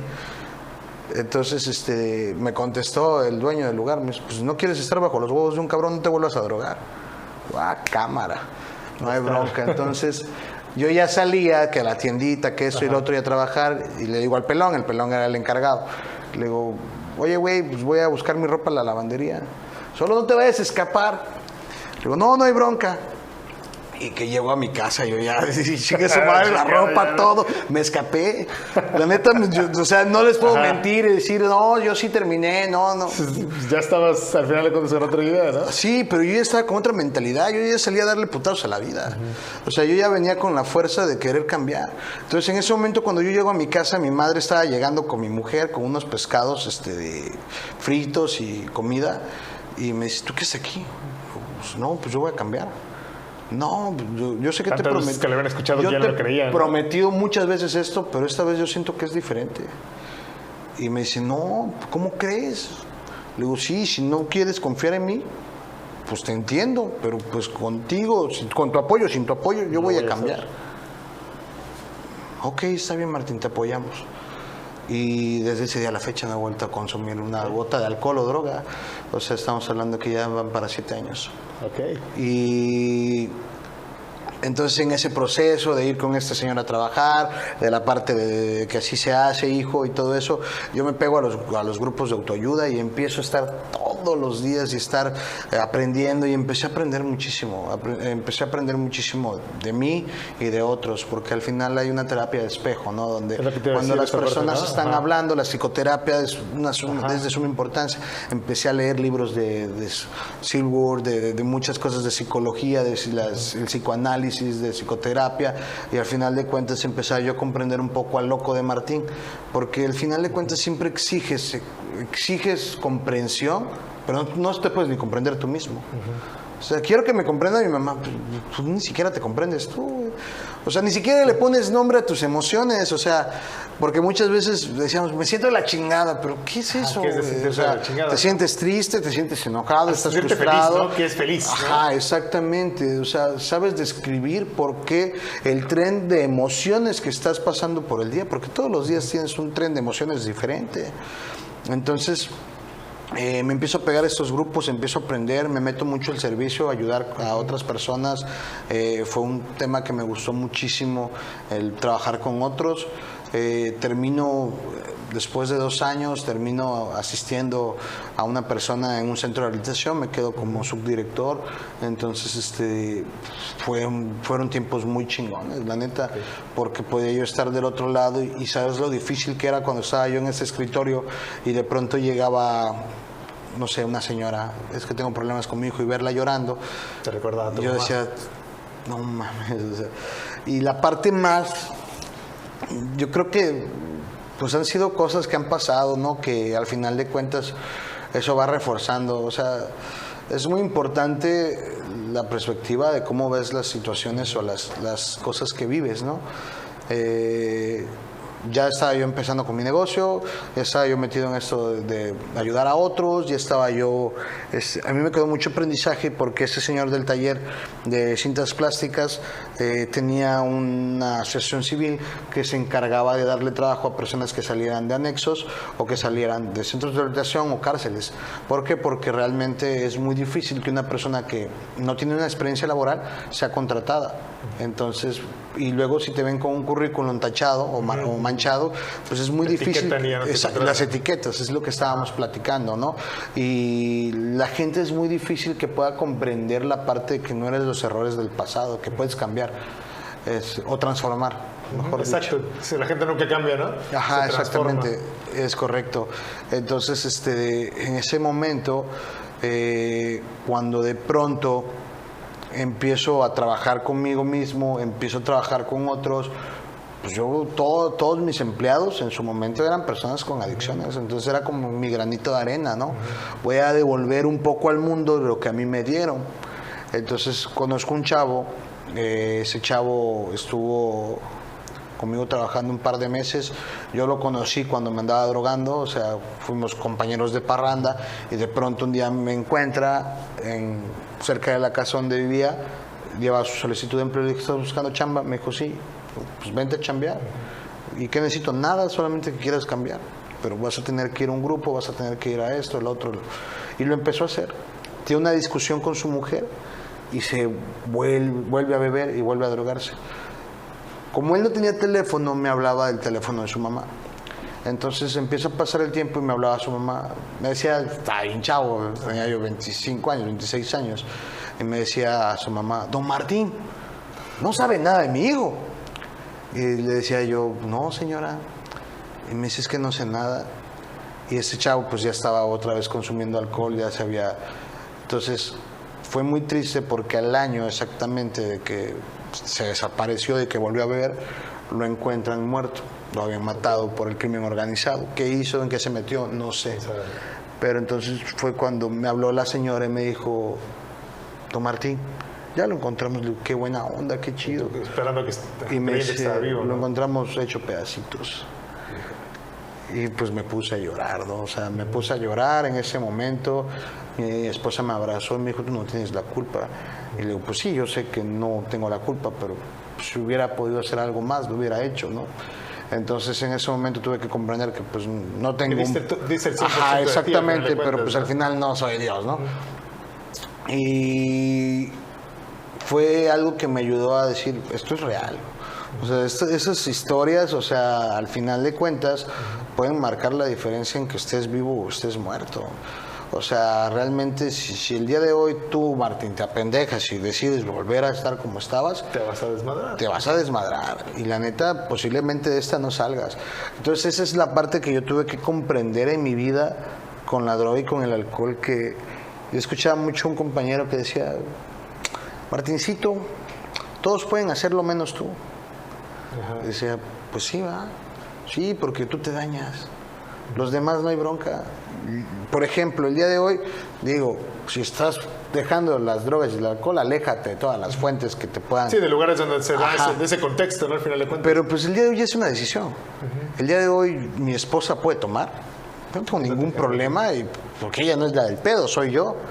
Mi familia, etcétera, voy a bodas donde de pronto tienen el tequila ahí. Pásale, pues, ¿no? Exactamente.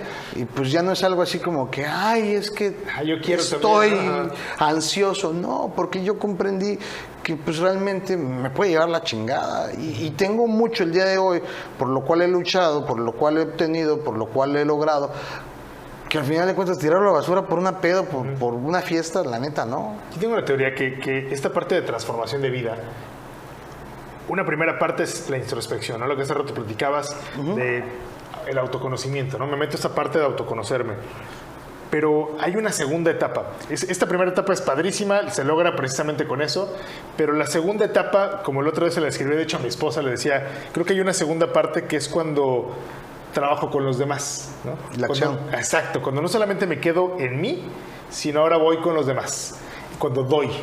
Y cuando estoy haciendo ese espejo con las personas, no desde el juicio, sino cuando ahora... La comprensión. Exacto, comprendo a las personas porque tienen que ver conmigo, porque son un espejo, lo que hace rato mencionabas, ¿no? Son un espejo mío y son un espejo perfecto, que me permite ver o cómo estoy viviendo o cómo he vivido. Y me permite aprender de ellos, y son maestros de vida. Todas esas personas que me encuentro en el espacio tienen que ver conmigo, no son ajenos, ¿no? Alguien me decía una vez, el otro no existe. No existe el otro. Tiene que ver contigo. Todas las personas que están en tu espacio, te las generaste y son perfectas para ti porque son maestros de vida. Aprende de ellos. La vida te está dando esa oportunidad. Aprende de ellos.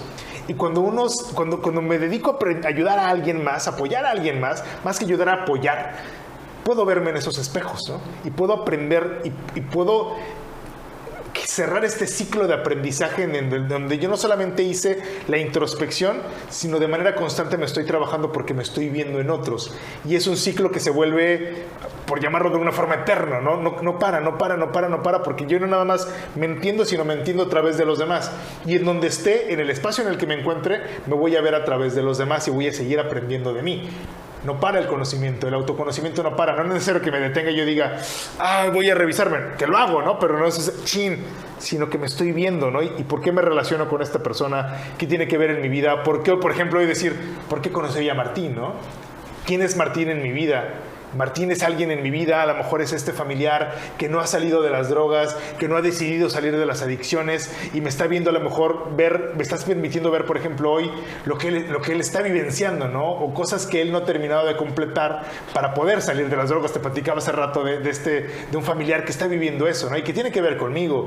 Entonces, eso me permite siempre un aprendizaje y es cuando creo que se completa este punto, ¿no? Del autoconocimiento, no solamente del conocerme, sino el estar dispuesto a dar a los demás, por el gusto de dar, pero estar dispuesto a dar de los demás. Y creo que en esa parte es donde lograste completar este ciclo, ¿no? En el momento que te dispones también, no solamente a quedarte con lo aprendido, sino estar dispuesto a dárselo a alguien más y enseñárselo a alguien más y estar dispuesto a estar frente a una cámara y compartir una experiencia de vida, ¿no? Que no cualquiera tiene la valentía de hacerlo, de decir a lo mejor, oye, me van a juzgar, van a ponerme una etiqueta, decir, esto fui, esto soy, y soy un libro abierto precisamente, ¿no? Una gran posibilidad. No me juzgues por lo que he vivido, valórame por mis posibilidades, ¿no? Por lo que soy capaz de lograr, por lo que he logrado y por lo que soy capaz de lograr en mi vida, ¿no? Porque hoy estoy dando a manos llenas a mi familia, ¿no? Creo que esa es una parte súper importante. Yo creo que le diste el clavo. Realmente, esta persona con la que trabajé y todo, pues, vamos a llamarle que fue mi guía espiritual durante un tiempo, y él me decía, no te lo quedes, tienes que compartirlo. Si quieres que esto funcione, lo tienes que compartir, porque si no lo compartes, ahí se va a quedar y se va a podrir. Entonces, el conocimiento en sí es bueno, pero es mejor poder compartirlo, ¿no? Dicen que lo bueno es enemigo de lo mejor, y considero que siempre es bueno buscar lo mejor. En este caso era compartirlo. Fue difícil porque incluso me llevó a tener ciertos problemas con mi esposa, porque decía, no, ahora pasas más tiempo con los exborrachos que conmigo, pues dejaste de drogarte y yo pensé que ibas a pasar más tiempo conmigo. Entonces, en esos momentos yo sabía que lo que necesitaba compartirlo, necesitaba yo enrolarme en ese mundo, y sobre todo el grado de compromiso. ¿Por qué? Un ejemplo, yo tenía 25 años alrededor, y de pronto un día me subo a un taxi, platicando con el taxista, veo que este güey tiene gripa colombiana, digo, este güey viene bien ondeado. Y me dice, no, pues tengo problemas. Un señor como de 40 años, taxista, y me empieza a platicar que tenía problemas muy fuertes con su mujer, todo eso. Y nos volvimos amigos hasta cierto punto, y yo lo aconsejaba. Y el güey me doblaba la edad. O sea, tenía que haber sido al revés, pero pues el güey estaba en adicciones y todo. Y lo empecé así, y yo decía, no le puedo dar una sugerencia, un consejo, si yo no lo aplico. Entonces, o sea, es una pendejada. Pero es darte lo que tengo, ¿no? Tienes que hacer esto. Entonces, esto también era un grado de compromiso, ¿no? Porque hay personas que al final de cuentas yo puedo basar y decir, pues a mí me vale madres lo que piensen de mí, pero hay personas que te están viendo, que te están siguiendo, están observando lo que haces. Entonces, ese grado de compromiso puede lograr cambiar vidas. Cuando las personas observan a alguien y dicen, bueno, pues lo hace así y se compromete de verdad, pues es la parte del modelo a seguir, ¿no? Y no digo que me sigan, simplemente era la parte del compromiso que yo sentía hacia ellos, ¿no? ¿Cómo te voy a aconsejar si yo no he dejado de hacer esto o si yo no estoy haciendo esto? Entonces eso implementó cambiar muchas cosas de mi estilo de vida, que al final fueron para bien. Y el trabajar con otros fue una parte clave. Yo creo que si no hubiera dedicado tanto tiempo a trabajar con otros y que me enrollara yo tanto en ese estilo de vida, porque no solamente alcohol y droga, no, en general, problemas emocionales y todo, después de un chingo de libros y después del psicoanálisis y todo ese rollo, pues aprendes cómo escuchar y aprendes a poder como comprender y, este güey trae este pedo, ¿no? Este güey trae... Entonces ya puedes comprenderlos de una manera más objetiva, y ya no tanto con el consejo por encima, ¿no? Sino ya realmente... Deja de tomar, ¿no? Nada más así como si fuera algo fácil, ¿no? Para la persona. Sí, incluso con relaciones de pareja, etcétera, ¿no? O sea, se me daba muy bien lo de la parte de escuchar y de platicar con otros. Entonces, eso creo que fue lo que afianzó la parte de decir ya no. Oye, ¿y la fotografía en qué momento entra en la ecuación? Ahí va. Entonces, haz de cuenta que ya había platicado la parte de que llega mi primera cámara, empiezo el proyecto de Dreams y todo el rollo, y de pronto un amigo de la adolescencia, Ángel Mendoza, me dice, platicando, no me acuerdo cómo fue que llegamos, tengo una cámara, pues yo también. vamos a salir a hacer fotos, y empezábamos a salir a hacer fotos. Los dos estábamos empezando en ese entonces, porque ya había hecho fotos, ya me había pasado lo que me habían bateado, el Yo Te Llamo. Entonces empecé a estudiar, empecé a hacer fotografía, empecé como todo mundo a, oye, ¿no quieres una sesión de fotos para empezar a practicar y todo eso? Y me di cuenta de que el tiempo que le dedicaba yo a ese aprendizaje, aparte de que llenaba mi bolsillo, también me hacía sentirme bien.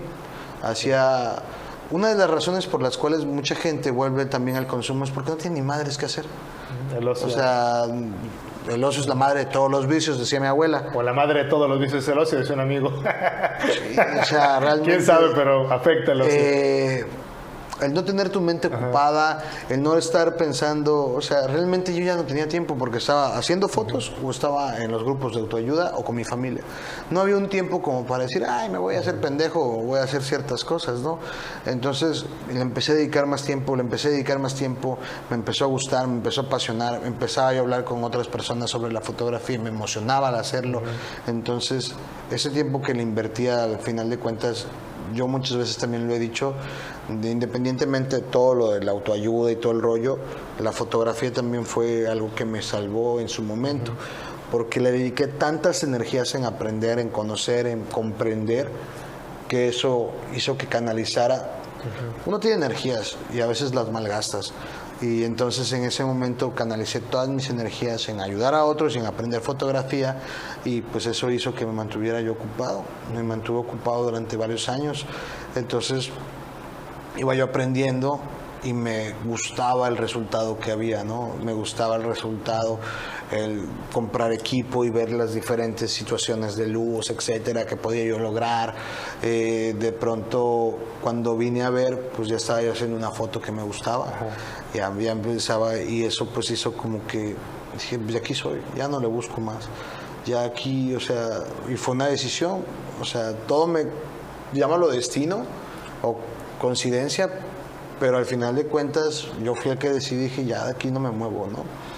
Y el día de hoy, por ejemplo, tengo fotografías de paisajes, tengo fotografías de diferentes, ¿no? Y me gusta admirar mi trabajo, me gusta ver lo que vi, lo que sentí en ese momento que tomé la fotografía, ver lo que se proyectó, ¿no? Entonces, de pronto cuando estoy en mi computadora, disfruto mucho de ese tiempo de poder ver qué puedo lograr. Y luego me pongo a pensar, ¿qué más puedo llegar a hacer? Porque también hay un gran fotógrafo que decía, la mejor foto es la que todavía no tomo. Entonces muchas veces es eso, ¿no? O sea, estar pensando, y me encanta porque ya te cambia la vida, porque empiezas a ver la vida con el ojo crítico o técnico, ¿no? Yo ya veo una película y no la veo igual. Porque empiezo a ver tanto los encuadres y todo, digo, la luz, wow, mira cómo le metieron esta luz aquí que hace, y eso está oscuro, los tonos, la colometría, la corrección de color, empiezo a darme cuenta de todos esos detalles, digo, está bien chido, la neta es que me gusta, o sea, me gusta cómo hicieron estas tomas, lo que te transmite, igual, veo imágenes y me pongo, y a veces estoy viendo, el otro día platicaba precisamente con Ángel Mendoza, que es un gran amigo, lo quiero mucho, pues ambos seguimos en la fotografía, y después de varios años, me decía, es que estaba yo en una roca, y me decía mi esposa, ¿qué ves en la roca? Le digo, estoy pensando qué hacer con esa roca, porque tenía unos musgos, pegaba la luz y se veía bonito. Entonces decía él que veía la roca y pensaba en qué foto podía hacer en esa roca. Le digo, es que sí, o sea, realmente es eso, o sea, dejas de ver la vida con los ojos de lo cotidiano, sino empiezas a verlo con ojos artísticos, con un punto más como qué te transmite, qué es lo que hay, ¿no? Oye, pero hay una fotografía en toda esta historia que hemos platicado, hemos compartido, veo una fotografía constante. Una fotografía que ha estado presente, es este cuadro, es este paisaje que ha estado presente y que creo que es el que te mantiene vivo, que te permite que hoy estés aquí con nosotros platicando, y esa es tu familia, esa fotografía constante, esa fotografía de esta gente que está contigo, de tu mamá, tu esposa, tus hijos, que creo que han sido este paisaje que quererlo seguir admirando, quererlo seguir viendo, te mantiene hoy en pie. Fíjate que casi no hablo en público de ellos, de hecho soy muy reservado en esa parte en Facebook y en redes sociales, porque pues obviamente como te comentaba, ¿no? Yo tengo 2 hijos, mi hija tiene ya 10 años y mi hijo 9, y estamos hablando de que son súper diferentes entre ellos, pero son únicos y los adoro realmente. Cada que los veo yo digo, te rayaste, güey. O sea, después de todo, o sea, te dieron súper regalos en la vida, ¿no? O sea, para mí es muy importante mi familia, para mí es muy importante. Yo siempre he pensado que primero mi familia, todo lo que hago el día de hoy, todo lo que construyo es también para ellos, para mi madre, para mi esposa, para mis hijos, para mi abuela. Entonces, ¿Tu esposa hoy es con quien tuviste tus hijos? Sí, sigo con ella. Pues imagínate, o sea, todo lo que era, con lo que he vivido contigo. Fue con la misma, ¿eh? Si no me la puede cambiar, ¿no? No, sin albur, ¿no? No, pero o sea, al final de cuentas ella ha estado contigo todo ese momento, o sea, se ha aventado todo, se ha chutado toda esta historia, se ha chutado todos esos momentos. ¡Wow! O sea, sí, de hecho fue... ¡Que aguante!, ¿no? Fue un poquito complicado. Yo digo que nos hemos aguantado. Realmente, también ella, ¿no? Ella ya venía dañada de fábrica un poquito, pero al final de cuentas nos complementamos. No por un vacío, porque pues es fácil conectar cuando estás vacío y el vacío existencial es el que te conecta, ¿no? Y digo, no independientemente, yo el día de hoy estoy con ella porque la amo. Realmente no tengo dudas, no es una decisión de la cual me arrepienta, no es una decisión de la cual yo diga por los niños, no es cierto.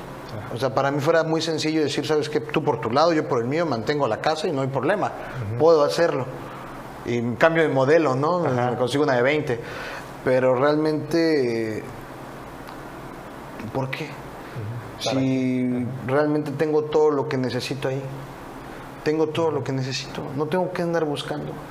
La parte de mis hijos, admiro y adoro la parte como ella los ha educado, y sobre todo ellos, el día de hoy tienen un muy buen ejemplo de papá. Ellos la única manera en que se enteren de que papá se drogaba es por medio de esta entrevista. De ahí en fuera, ellos no saben que yo tomaba, que yo me drogaba, o sea, ellos no tienen idea, porque cuando lo dejé de hacer, pues ellos estaban bien chiquitos. Estaban bien chiquitos, Romina iba a cumplir 4 años y Sarif es 3. No tienen memoria de eso. Ya ¿no? pasaron 6 años, ya pasaron 6 años y no tienen memoria de eso. Entonces, realmente ellos ven un papá trabajador, un papá que se la pasa chambeando, un papá que pues al final de cuentas trata de ser un buen ejemplo, ¿no? Ya el día de mañana yo espero con todo el amor y todo el cariño, y tengo toda la fe de que estamos haciendo un buen trabajo para que ellos tomen decisiones inteligentes. Yo no puedo tomar decisiones por ellos, No, ellos tendrán que pero tomarlas, sí darles la oportunidad de platicar y dialogar, y sobre todo que ellos puedan comprender que ya afuera está de la chingada, y que la neta, si no te ponen las pilas, te carga el payaso. Entonces ya va a ser decisión de ellos. O sea, yo por ejemplo, yo los enseño a emprender, ¿no? Hay que hacer esto. Yo platicaba con mi hijo el otro día y le decía yo, no está mal ser profesionista, eso está bien, pero ser emprendedor es lo que te va a conllevar a tener mucho más dinero, y si tú eres inteligente vas a poder lograr muchísimo más cosas y vas a hacer que muchas personas terminen trabajando para ti en vez de trabajar para otros. Entonces no lo veo nada malo, o sea, realmente yo ya me quité esa idea como de las telenovelas, ¿no? Que los ricos son malos y los pobres son los buenos. Sí, son creencias al final de cuentas. Exactamente, sino yo creo ya en todo define el esfuerzo que tú hagas y el coco que le metas, ¿no? Oye, y si el Martín de hoy revisa esa carta del Martín de la secundaria, creo que estabas, ¿no? Cuando hiciste No, lo logré. Esta carta, es lo que te Lo logré, o sea, realmente fíjate que cuando más adelante hice un proyecto de vida ya más grande, hice una línea del tiempo, hice de metas a mediano, corto y largo plazo, y lo he logrado. Lo he logrado, todo lo que me propuse me he logrado, o sea, hasta el momento, el día de hoy, sigo logrando mis sueños, estoy construyendo, es el momento de cosechar. No quiero hablar así como que wow, pero pues es la verdad, o sea, yo una vez se le dije a una persona, lo siento, no puedo decirte si me va mal porque no es cierto. O sea, tengo mis complicaciones y mis malos días, pero soy humano. Al final de cuentas, ¿quién no los tiene? O sea, estamos hablando de que al final de cuentas tengo una familia bonita, Okay. Tengo una esposa que me quiere, me adora, me acepta como soy. O sea, ya nosotros ya no estamos... Ahí te ves más delgado, Martín. Sí, mira. Es la barba, ¿no? Es el efecto de la barba, ¿no? Pues el maquillaje, ¿no? El maquillaje de los hombres, dicen por ahí, ¿no? Sí, estamos hablando de que en su momento, pues ya no tengo nada que reprochar. Mi madre está viva y la voy a disfrutar el tiempo que esté viva. Mi abuela también. Mis hijos están creciendo sanos, inteligentes. Y pues sobre todo la parte de quiénes somos, ¿no? Yo con mi esposa siempre lo he dicho, porque mucha gente se va por la parte de las telenovelas o de las películas, ¿no? El romanticismo, enamoramiento, ¿no? Ajá. Y todo el mundo te muestra así, ay, sí, súper cariñoso y súper amable y todo. Pues la neta no sabes con qué monstruo te estás casando, ¿no? O sea, no sabes las pinches mañas y todo lo que... No te lo saben en el divorcio, no lo saben en el matrimonio. Sí, o sea, definitivamente, o sea, estamos hablando de que de momentos sí todo el mundo se viste bonito, se perfumito y todo eso, y ya cuando vives con alguien 24/7, 365 días del año, cuando empiezas a detectar todos sus movimientos, cabrón.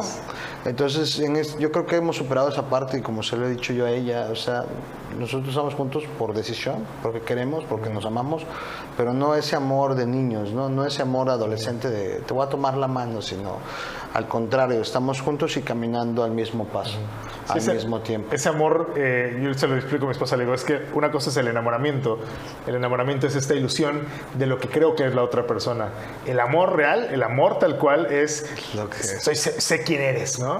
Sé quién soy, sé quién eres y estoy de acuerdo con eso. A lo mejor no quiere decir que no me enoje, que no tengamos pleitos, que no diga, chingada, ¿por qué no haces esto, no? Sí, pero claro. te amo con esos defectos, te amo con todo lo que representas, ¿no? Te amo tal cual, me amo a mí tal cual con mis defectos también. Y eso es, creo que esa parte es la parte de la madurez, ¿no? Una vez que libras esa parte, yo creo que ya estás del otro lado, ¿no?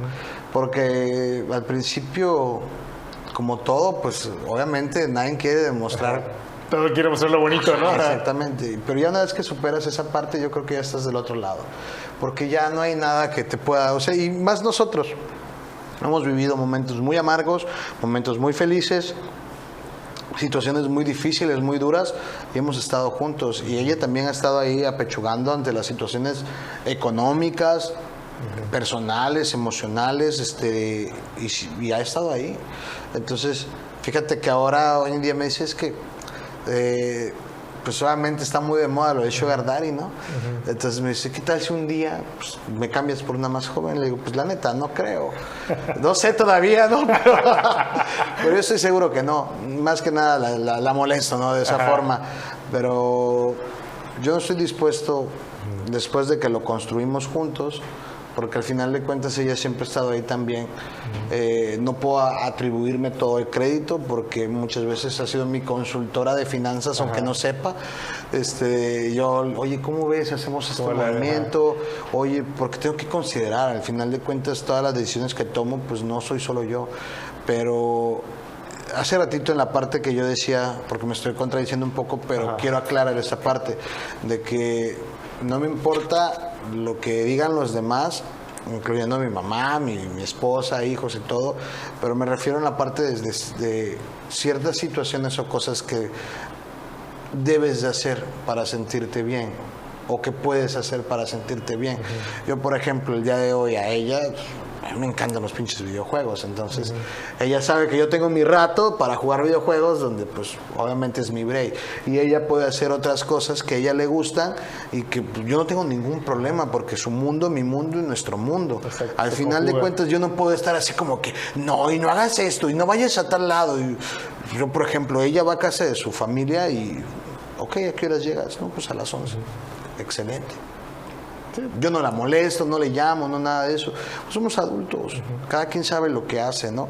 Entonces, esa parte, pues ha sido como se ha conllevado las cosas con mi familia.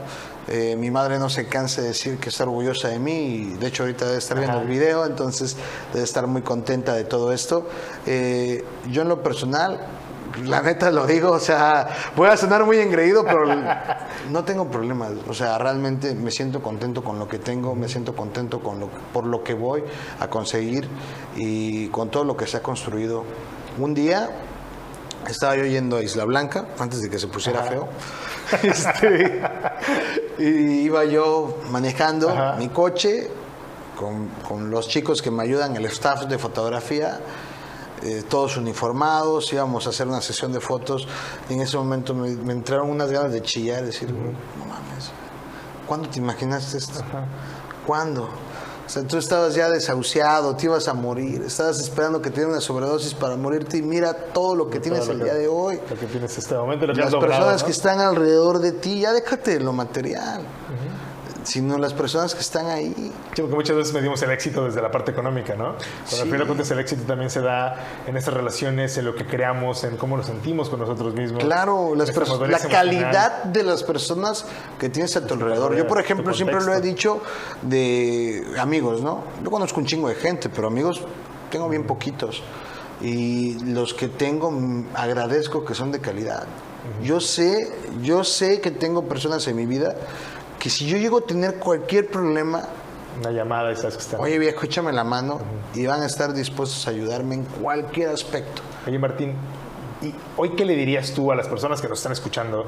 Aquellas personas que están a lo mejor vivenciando algo como lo que tú vivenciaste en algún punto de tu vida, ¿qué les dirías? ¿Qué mensaje le darías para decirle, güey, ponte las pilas, dale la vuelta? ¿Qué le dirías? O sea, ¿qué crees que sería ese mensaje fuerte, impactante, que les pudiera aportar algo?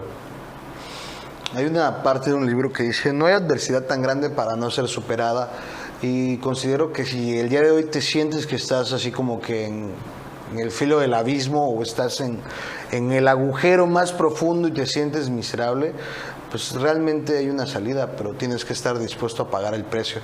Hay un dicho que dice, todos quieren ir al cielo, pero nadie está dispuesto a morir. Sí. O sea, ¿te quejas de tu vida? Chíngale, cámbiale. ¿Qué estás dispuesto a cambiar el día de hoy para no vivir como estás viviendo? Porque es bien fácil quejarse, es bien fácil estar así chingue de que, ay, la vida, ay, mi familia, ay, esto. Sí, güey, pero ¿qué estás haciendo para cambiar? O sea, ¿qué? ¿Qué estás haciendo? Entonces, yo le diría a esas personas, dejen de hacerse güeyes y metan la acción a su vida. Se puede, pero hay que estar dispuesto a pagar el precio. O sea, ¿cuál es el precio? Bueno, pues si yo sé que tengo pedos con mi manera de beber, pues ya no voy a estar yendo al antro. Porque también luego viene el autoengaño, viene la parte de, bueno, voy a ir al antro porque me encanta bailar aunque no bailo. Nomás voy a bailar. Y se supone que no bailas, ¿no? Y terminas bebiendo. Entonces deja de hacerte güey. Deja de hacerte güey, o sea, realmente deja de hacerte güey y mete la acción a tu vida. ¿Quieres resultados diferentes? Haz cosas diferentes. Exactamente, la psicología dice eso, ¿no? De que quieres obtener resultados diferentes, pues tendrás que hacer las cosas de una manera distinta. O sea, yo no puedo aventar este vaso y haciendo lo mismo y esperar que pronto se detenga en medio de la nada, ¿no? O sea, siempre va a caer. Siempre Entonces es reacciones, ¿no? De ciertas acciones, consecuencias. Entonces, para empezar, yo creo que quitarse el papel de víctima y empezar a asumir la responsabilidad de la realidad que tú mismo creaste, porque esa es la finalidad. O sea, yo el día de hoy te podría decir un chingo más de historias y decir, no, mi mamá, esto, mi papá, o sea, yo, por ejemplo, el día de hoy tengo una relación buena con mi padre. Okay. Yo no lo conozco físicamente. Hace unos años fue que decidí buscarlo y lo hablé por teléfono y todo, y el día de hoy nos hablamos, videollamada, mis hijos los saludan por videollamada, todo el rollo, y está poca madre, porque yo ya no guardo rencor a nadie.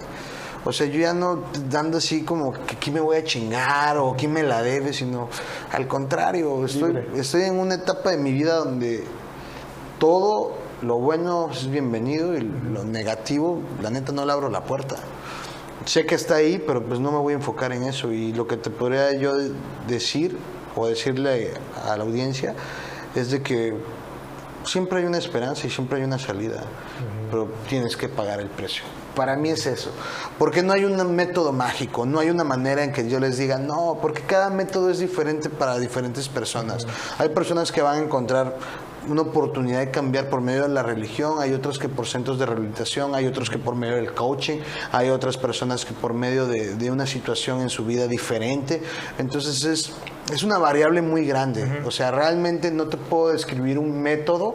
Encuentra lo que te funcione, ¿no? Pero haz algo, ¿no? Exacto, pero muévete, güey, pero muévete, Acciona. porque si estás esperando que tu vida cambie nada más así con los brazos cruzados, pues ya chingaste. No vas a ver nada. Exactamente. Nelson Mandela dice, ¿no?, que lo que más tenemos miedo no es a nuestra oscuridad, sino a nuestra propia luz, ¿no? A alcanzar nuestros sueños, a lograr lo que queremos, y nos da a veces miedo el pensar que lo podemos lograr o pensar que no lo podemos lograr, ¿no? Fíjate que esa parte está muy interesante, ¿no? Porque es el autosabotaje. O sea, estás tan acostumbrado a vivir de la chingada que tú mismo te pones el pie. O sea, realmente estás tan acostumbrado que hace que todo está perfecto y la vas a cagar solamente para que Para todo tener esté razón, ¿no? así como que a la normalidad, ¿no? Y es una realidad. A mí me decía, esta persona me decía, tienes que prepararte para los mejores días. Los mejores días están por venir. Y yo decía, ¿pero por qué? Me decía, es que estás acostumbrado siempre a lo malo. Ya lo malo estás Acostúmbrate bien a lo bueno ahora, acostumbrado. Pero para lo bueno no estás preparado. Y fíjate que es peligroso esta parte para los adictos. Con emociones tan volátiles y tan extremas, el adicto es extremista. Entonces, una felicidad lo puede llevar a tomar. Hay que tener también reguladas tus emociones. Okay. La confianza en sí mismo y todo, tenerlo así como que controlado y si estás muy contento de pronto, ¿por qué? Porque también los patrones de conducta mentales nos enseñaron que se celebra tomando. Entonces es peligroso, entonces tienes que estar como que en el punto medio, tienes que encontrar así como que la balanza y empiezas a definir. Yo cuando recién volví a trabajar en zona hotelera y empecé a ganar un poco más de dinero, yo decía, ¿por qué me dan ganas de drogarme? No me estaba yo drogando ya. ¿Por qué me dan ganas de drogarme? Ah, bueno, güey, pues durante 4 o 5 años te acostumbraste que celebrabas saliendo de trabajar que te había ido bien y te vendiste una idea. Entonces el día de hoy tuve que comprender que muchas de las cosas que pasaban por mi mente no es que fueran reales, simplemente es porque mi mente estaba acostumbrada a vivir de un cierto estilo durante muchos años. Entonces, cuando desacostumbré mi mente a actuar de ese modo, pues las cosas se fueron como que poniendo en la normalidad. Entrenar la mente, ¿no? Sí, exacto, porque por ejemplo, digo, hace mucho calor, es un motivo. ¿No? Me siento triste. Una chelita. Sí, estoy muy contento, o sea, entonces siempre buscas un motivo, siempre hay un motivo, entonces el día de hoy yo te puedo decir que, por ejemplo, el otro día uno de mis amigos cumplió 30 años, entonces fue así como que la pachanga, así, todo el mundo andaba chupando, todo el mundo andaba hasta de pedo, y yo no, yo era el único, o sea, era el único que no tomaba, pero yo bailé.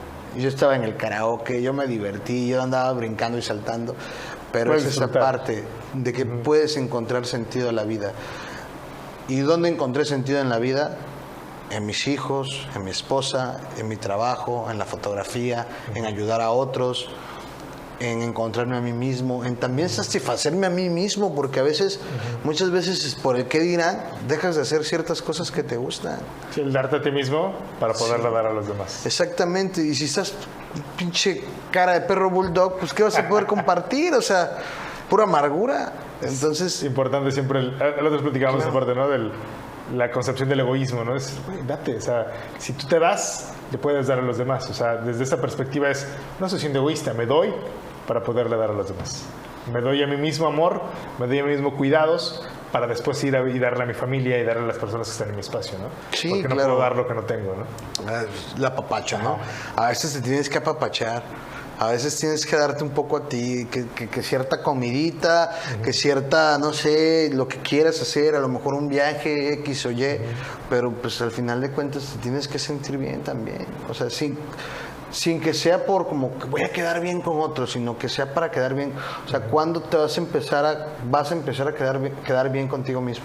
Exacto. Porque siempre con todos los demás y Menos contigo. menos contigo. Martín. O sea, entonces...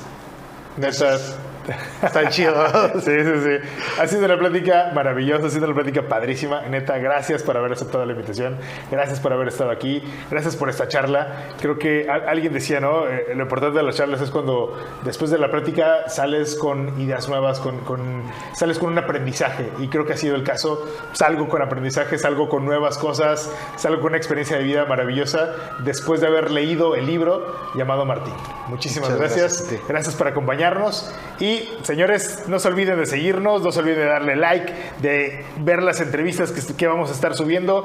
Denle like, denle seguir ahí al podcast y nos vemos pronto con otro episodio del podcast. Les mando saludos, su compa Jacem Rodríguez. Nos vemos pronto, banda.